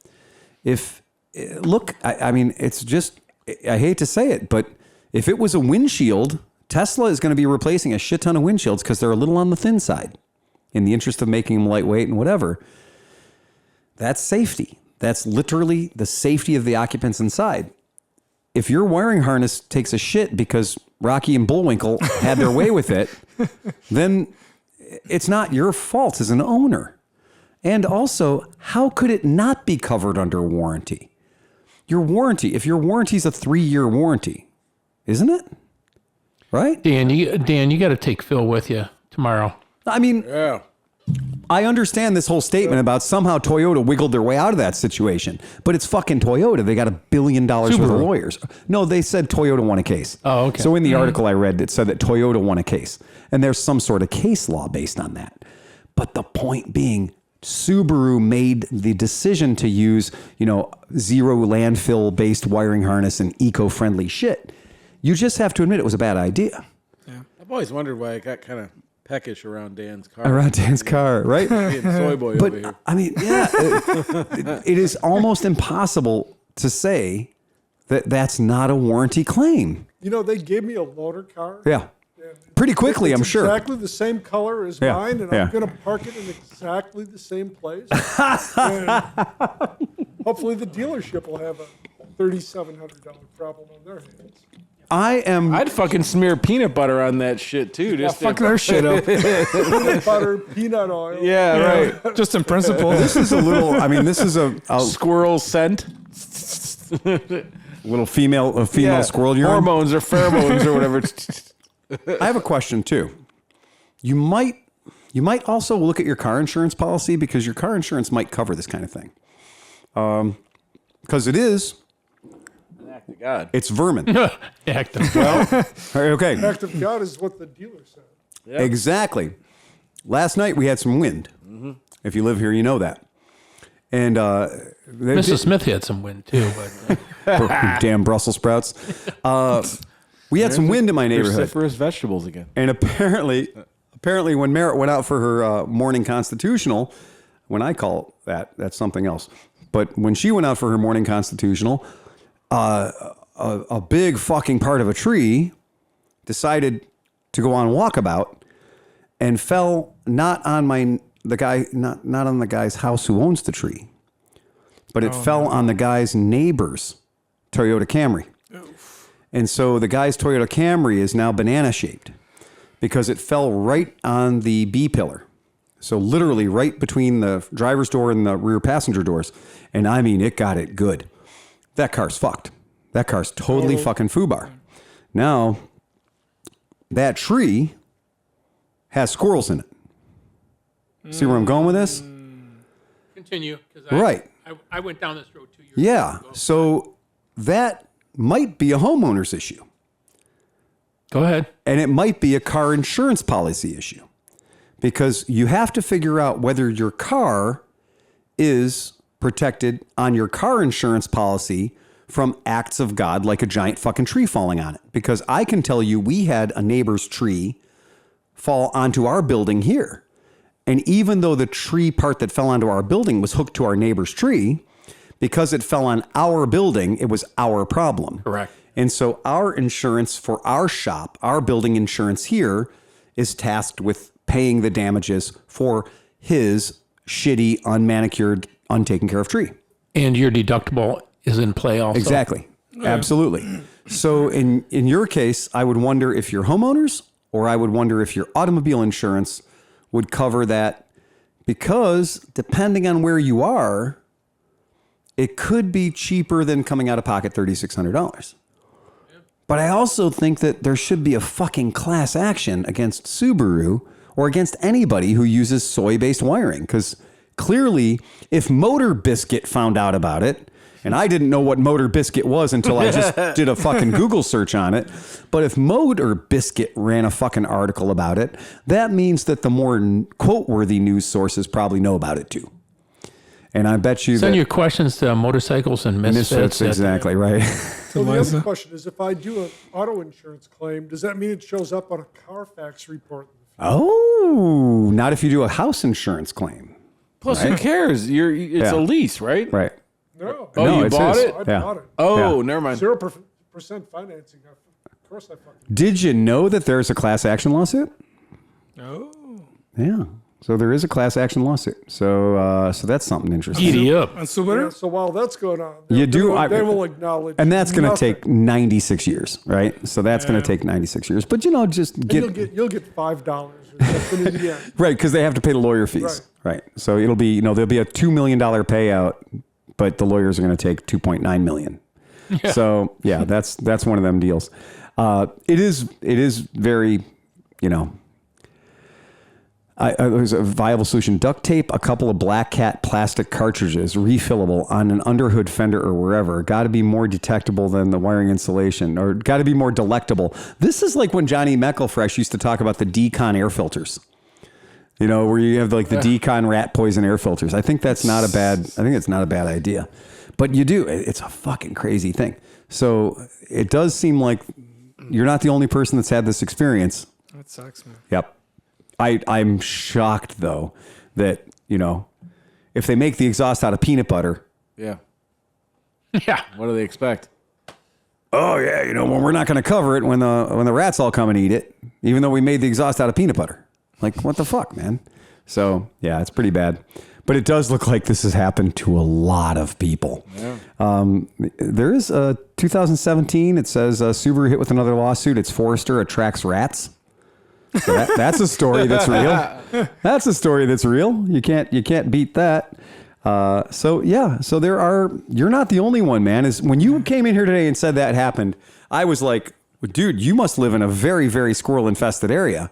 We do live in a very squirrel infested area, but your car there also... are so many fucking nuts that squirrels are not going Why hungry. would they? Right. So what makes that yeah. wiring so appealing that they're True. going for it? Because it smells like fucking chocolate ice cream to a squirrel. And it's warm. Yeah. And it's being served in a beautiful environment. The they're Subaru. dry underneath your hood. Out of the elements. And do you know why there's all those nuts? Because the squirrels are all fat on your wiring harness. Yeah. They're leaving those for later. And if you live in like Portland, Oregon, a pretentious, riddled with lesbians driving Lesbaroos, then you're going to have these giant fat squirrels everywhere, and all the nuts are going to go uneaten.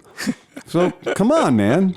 Yeah, let's get it right. The lesbians need to eat the nuts. Plus the chemicals in it that are helping these squirrels develop bigger brains, so they're actually, working together to take over your entire car. Yeah.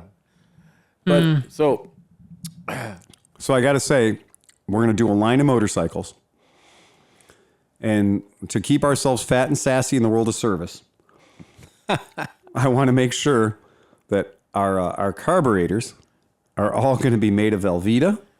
And all the wiring is linguine. All the wiring and stuff is going to be coated in the finest, I think like a nice dark chocolate maybe. Ooh, right? Yeah. Something delicious. For Cleveland, you just have to cover it in insulation.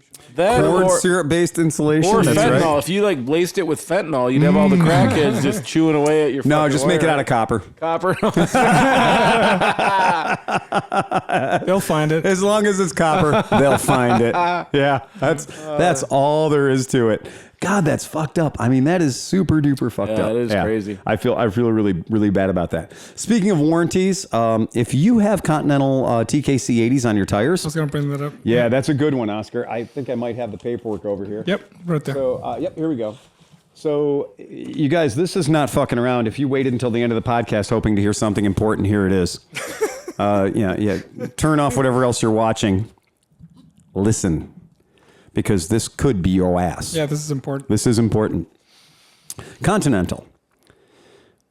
This is a recall. And this is important. So if you own Conti Go's, if you own LBs, if you own K62s, or certain sizes of the TKC 80, those are the big knobbies I like so much. Uh-oh. Yeah, right? You do want to go to Continental and type in the NHTSA recall. For people who are going to listen and take notes, it's recall number 22, T as in Tango, 006. 22 Tango 006. This is a fucking deal. You got to be aware of this. Tires are the only thing between you and certain death. Okay? And Hoops yeah. of air. Hoops of air. What did you say? Spheres, tubes of air. Right. Yeah, spheres of air. That's all tires are, right? Continental Tire has determined that groove cracks in the tread rubber developed during internal testing. Groove cracking may appear during the tire service life and can lead to tread separation, increasing the risk of a crash. I'm going to translate that into owner. It happened. This wouldn't have happened. I wouldn't be holding this paper in my hand unless it was somebody's ass. Probably happened more than once, too. Probably happened a fucking lot because nobody does a recall if they don't have to. Yeah, for one set of tires. Exactly. And isn't that recall not just for motorcycles? Those are the ones for motorcycles, but the list I think also had some car tires. There's no car tires on this one. Okay. This is purely motorcycle. Go through here and kind of check. I'm going to give you these to look through and kind of go through it. But here's what I'm going to tell you.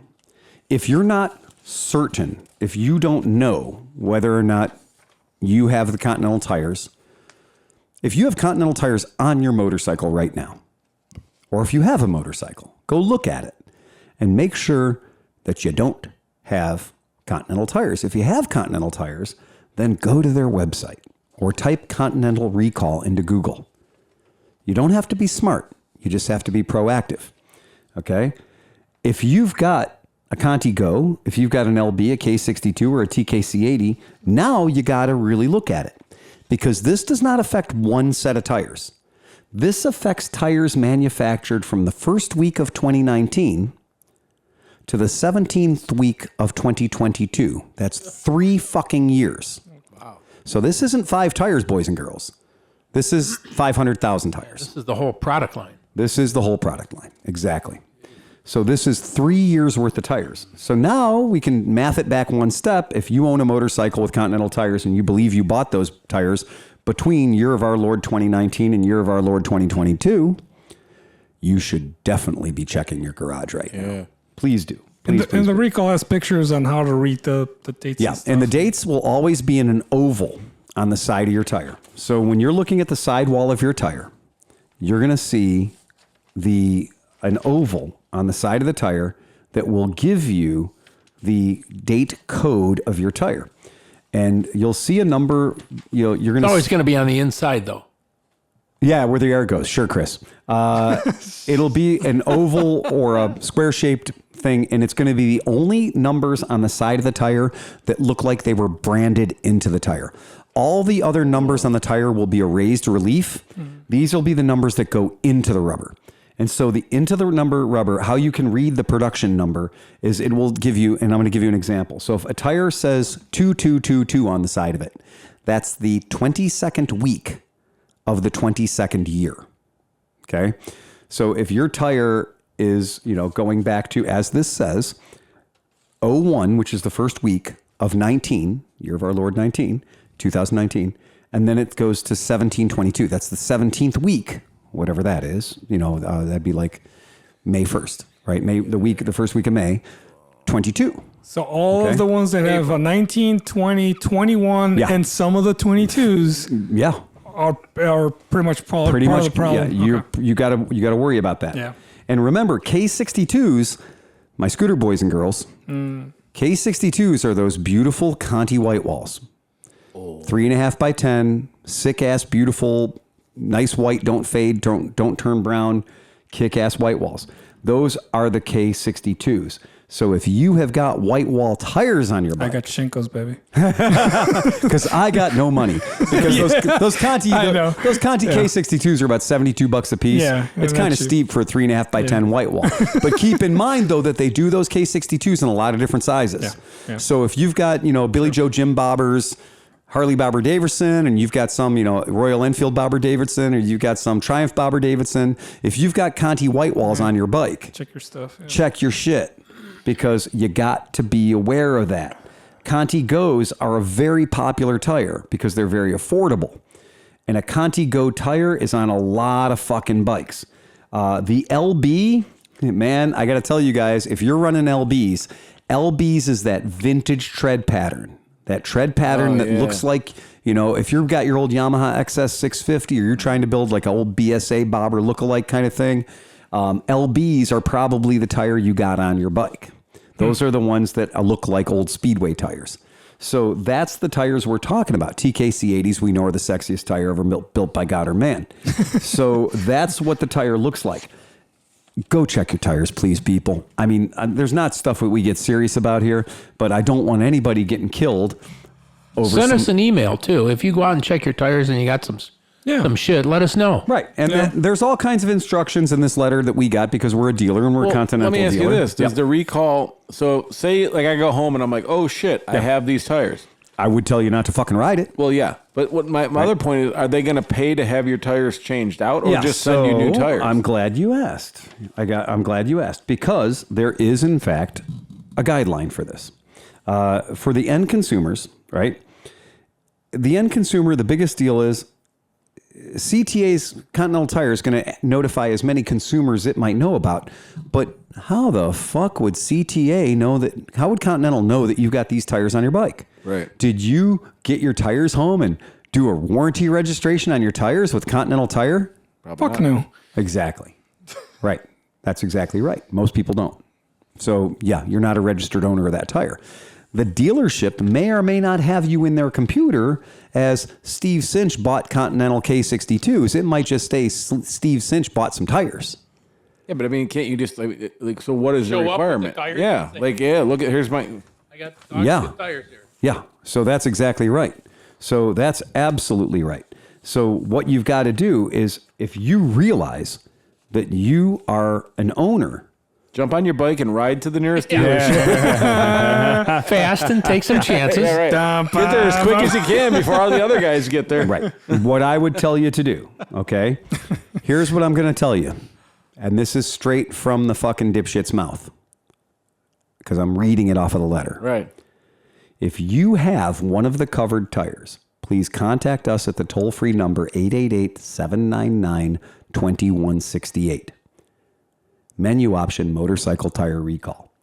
To confirm that your tire is eligible for a free replacement with a substantially similar tire. If you have disposed of the affected tire already, or you sold the vehicle on which it was mounted, please contact us at the same number. It's actually, it's the same number. Menu option motorcycle tire recall with the name and address of the new owner. So if you know... So they're trying to... If you This is serious. This is serious. This is serious. Yeah. You know, somebody came in the shop the other day and like, yeah, we have there's a thing that's about to happen. The customers are going to find out about a certain electric motor scooter that rhymes with moo. And I had a customer in the other day that was like, man, you know what? That's why you got to buy a Honda because Honda never has any recalls. Fuck you. Honda had a recall that was so serious. If you owned a Honda Goldwing, they told you don't ride it home from work. Leave it at your job site. We'll send a truck. That's how serious the Honda Goldwing brake recall was and rear swing arm recall was. They literally sent a flatbed out to where you work or your girlfriend's house or whatever. They said, don't ride it 5 feet. That's a serious recall. It happens to everybody. So this is the deal. Call that number because don't call your dealer and say, hey, Hillbilly Jim, who sold me these tires. Don't call Amazon. Hey, I bought these tires. Don't call the guy that you bought the motorcycle from. Hey, you sold me a motorcycle with some bullshit tires. Don't call any of those people. Call us. I'm going to say it again. Continental. Don't call your dealer. I have the dealer packet in my hand. It is not adequate. Call Continental. They're the people who originated the recall. I have the dealer packet. It is not everything we need to know because Continental wants to handle this on a perfect case-by-case basis. They don't want it to be a y'all come. They don't want some dealership like mine calling and saying, you know, we sold 700 Continental tires last year, and I'd like to get a credit for mounting all these tires, and I'd like to get 700 new free tires. No, that's not how it's going to work. Call that number. And that number again is 888-799-2168. Call that number if you got Contis on your bike. Because I got a feeling, in order for it to be this big, That's serious. Yeah. somebody lost a wife, girlfriend, or a husband, right? This is not a good-looking recall. This is a recall that's got some serious shit going on. So just letting you guys know, Oscar, thanks for bringing that up, bringing that back. On a lighter note, now back to you, Bob, in the studio. Well, we do have one thing. So some of us at this side of the table all went to the fuel show last week. At Hale Farm and Village, where it's perpetually 1828. Yeah, and it was beautiful and everything, but it took away the hooniganisms. The last time fuel was on the east side of Cleveland in an industrial area. Cleveland Twistrel. Cleveland Twistrel factory. Yeah. What did that encourage? Shenanigans. Hooliganisms. Yeah. Because the street in front of the twist drill factory turned into an impromptu display of speed, force, and theatrics. Yes. And I can't imagine you doing that at the Century Village of Hale Farm and Village. Nope. I mean, there's sheep. Yeah. There's people like blacksmiths, like ka-tink, ka-tink. I don't think they were working, though. They butter weren't being working. churned. I saw a guy doing clay pots on his. I saw a lot of guys doing pot, but I didn't see anybody actually working on a blacksmith stuff. Hale Farm. Hey, see what I did there? Hale Farm and Village is a pristine throwback to 18 or 1700s American life. I mean, this is Revolutionary War time. This is everybody's in character, everybody's in costume, except for all the assholes on the choppers and the rigids and the vans that say fuck wagon on the side of it. And here they're going past Millie and the whole class of first graders who are learning how to churn butter, and then Pussy Wagon goes by, followed by Satan's penis, and like all this shit, because that's what it is. Daddy, what does that mean? What's that? Pussy Control. Pussy Control. Was the Thank one that you. was there. Yeah, Pussy Control. Purple bike was there. Yep. And so like that's a little bit of a clash of cultures. But you know what? I think it kind of, like the show itself was pretty cool. Yeah. Like, it was laid out well. It was fun to walk around and see all the stuff. There was a shit how many people you think were there, Dan? a lot of people. I mean, like the bike parking, was a C. It had to be like 5,000 bikes. You don't think so? No. There was more than 300, dude. Dude, every line was like 60 bikes. There was like 50 lines. Smith is fucking. So I mean, like the show was great. It was interesting. But yeah, the hooniganism was gone. No, you can't get hoony at Hale Farm and Village. I'm sure whatever the after party was, that's where the hooniganisms took place. Because I've gone to see Revolutionary War reenactments there. Yeah. Right? Because it's the perfect spot for it. Yes. And I grew up in a weird household where Dad was into that kind of stuff, racist. And but he'd drag us to those kinds of things all the time.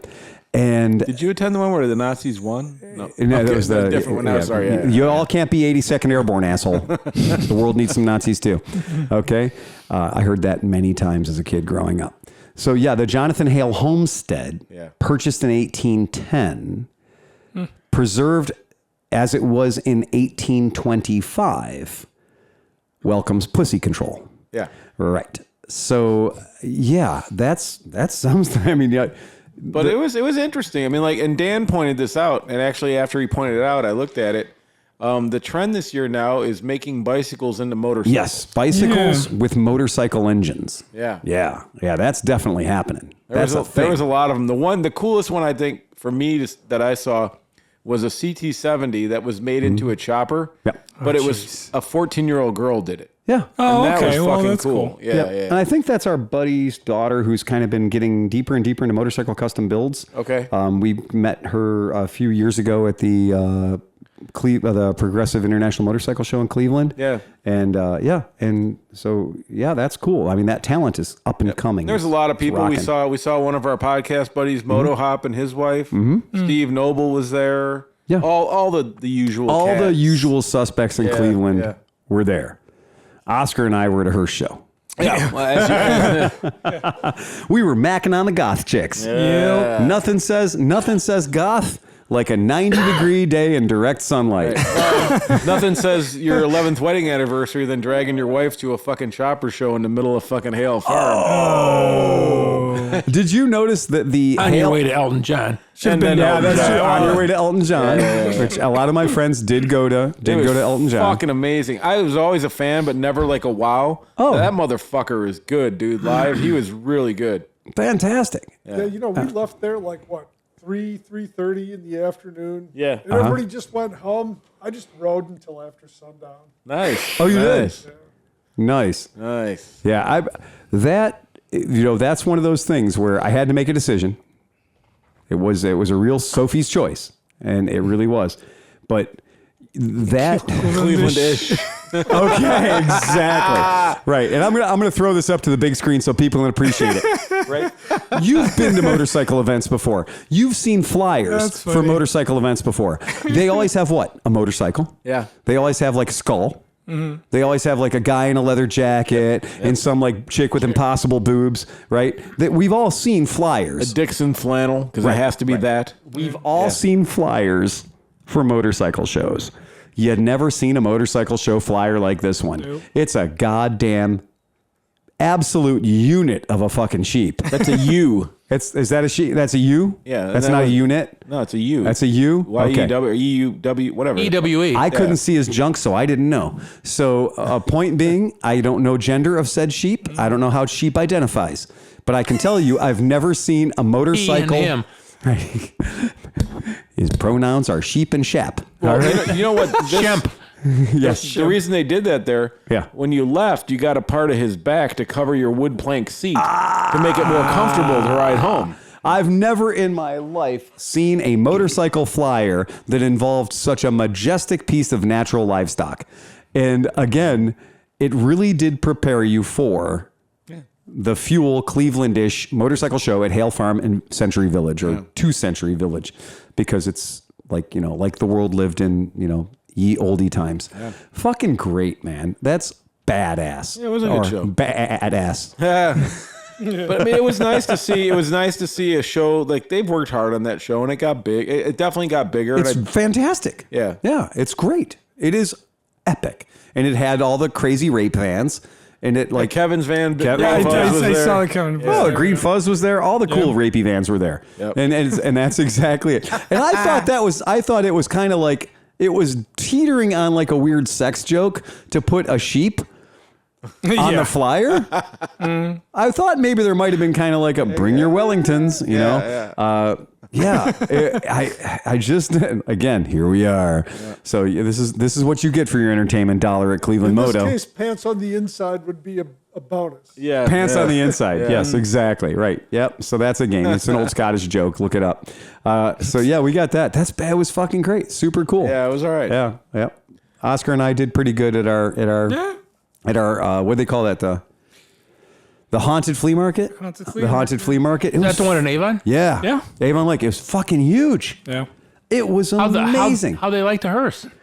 They kind of went crazy for it. Now, we didn't win because there was a 1962 Caddy there with the world's most perfect patina. And all the kids like patina these days. We didn't win. We got a hell of a lot of attention. I'll say that. Oh, yeah. I think you just gave me an idea for a new business. Yeah. Oh boy. You're going to sell spray on patina? Yeah, you need some patina? I got you patina. Got patina here, baby. Hey, Jimmy, bring me the baseball bat and the fucking sandpaper. Patina in a can. Yeah. You press the button on the top of the can, and a bunch of little people come out of the can and just beat the shit out of your car. It's just hydrochloric acid. It just rushes your car. Burns the shit. Yeah. Oh man. The hearse show, the haunted garage sale was fucking fantastic, and it was really great. And aside from it being bloody hot, but they had live music, they had tons of bands there. It was great.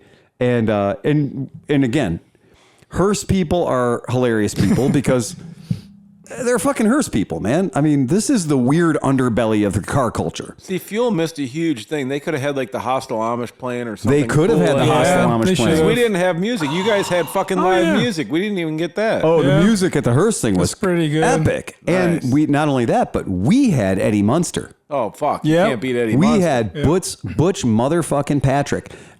We had the real Butch Patrick. And he was there and he was super cool. I went to the car show the next day in Avon Lake at, the Avon Lake Plaza or whatever it was. Butch Patrick did a 3-day stand. He did Carol and John's comic book shop on Friday. He did Hearst Cruisin' and Haunted Garage Sale on Saturday. And then he did the car show in Avon Lake on Sunday. And he had the Monsters coach. Oh, shit. It's pretty cool looking. Yeah. And he had, it's $300 goes a long way. You're not kidding. It was awesome. And He had the Munsters coach there, and he's super cool. He's talking to anybody about anything you want to talk to. Very nice. But on the Sunday show, I had taken the gold-plated Mercedes hearse over to the Sunday show, and he goes, "I saw you yesterday at the hearse show, but at the haunted garage sale thing, but I couldn't get away. There's so many people there." And it's true. He was mobbed constantly, and he does not tell anybody no. How old? Like, so he was around. So the Munsters were black and white. Yeah. Yeah. Started in what, 50 something? Yeah, got to be something early 60s, what have you. I mean, yeah, 60s. right. Okay. So Yeah. how old is this dude? Probably mid 60s. No. Yes. 60s? Maybe early 70s. I don't know. Yeah. Let's find out. It's not that hard. But what I thought was really cool was the guy was super nice, and he came up to my car and took a bunch of pictures of it. And it was funny. He's trying to take these pictures, and he's holding this ice cream. And I was like, dude, let me hold your ice cream, for fuck's sake. You're going to spill your ice cream all over while you're taking pictures of the hearse. Yeah. And so he was super, super nice guy. So he's 69 years old, born in 1953, for those of you who care. He's 5'7" in length, and I don't know how much his girth is. Right, weighs 10 stone, I guess. So, but anywho, back to the more important story. So he's, we're kind of bullshitting around and everything else. I'm like, I've got all kinds of stupid shit. And so he's like, "Oh, really?" He goes, "Next time I'm in town, let me know, because I love looking at stupid shit." I was like, "I got a warehouse full of stupid shit." And he goes, "Oh, man, next time I come to town." So we exchanged information and stuff. He's like, "I really want to look at a bunch of stupid shit." And I was like, "Get out of here. Nobody really wants to go look at a bunch of stupid shit." But anybody who's been in my warehouse knows that, well, we have a bunch of stupid shit. We never want to oversell the fact that we have a bunch of stupid shit, because we really do have a bunch of stupid shit. And we want to make sure that people know that we have a bunch of stupid shit. But yeah, Butch Patrick was a super nice fella. Absolutely no complaints. And he's great. I mean, this guy's very generous with his time, and he does want everyone to have their experience. I mean, for being one of these child celebrities who generally turns into what? A homicidal maniac. Or dead. Yeah, or one of the Coreys or something like that. But he's just a super duper nice guy, and he's a class guy when I tell him, I'm like, "You did this on Friday. You did this on Saturday. And here you are, 90 some degrees on Sunday, just dealing with old white men that want to relive their youth and all want to tell you some kind of a story about something." I wouldn't make it. I couldn't do it. 2 days at a motorcycle show and I'm just tapped out. I mean, I got to walk away from the booth. Alcohol's involved. There's all kinds of shit. We have problems. I don't like it. It gets on my nerves or whatever. This guy's a class act. He makes sure everybody has a great experience. And I mean, years and years and years ago, my brother and I met Elvira, and she also did the exact same thing and made sure that we had our experience. When somebody can do that and consistently give you a great experience over and over and over again, man, that person, they've really committed to it. He'll work again tomorrow. He'll work again tomorrow. That's exactly right. He'll work again tomorrow. That's what he's got to do. Yep, that's exactly right. That's his product. And you're exactly right. He has to continue to be Butch Patrick. And at the car show, too, people are like, Eddie, come over here. Look at my car. Eddie, come over here. Look at my car. He was Eddie on TV for like 5 years. From the time he was like 11 till the time he was like 15 or 16, right? Eddie. Fuck, man. Eddie. Oh, man. Pays the bills. Hey. Right. Yeah. I mean, do people still call Ron Howard Opie? Maybe. That's a tough, I mean, that's a tough thing. And people still call Oprah? Hey. No, they call her Harpo Incorporated. They call her Mrs. Harpo. But thank you very much. It's a really, and he was a nice guy, and I wanted to make sure, give him a little bit of respect and stuff. And he's a super nice dude. And then it's nice too that this Munsters coach that he has, he bought this car. This is one of the Munsters coaches, a replica they've done. Well, we Oscar and I were looking at it, and so it was signed by the original Marilyn from the Munsters. So she signed it on the bulkhead.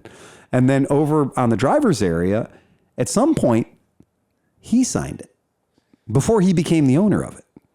How cool is that when you buy a car that's got your own signature on it? That's pretty neat. Fred Gwynn?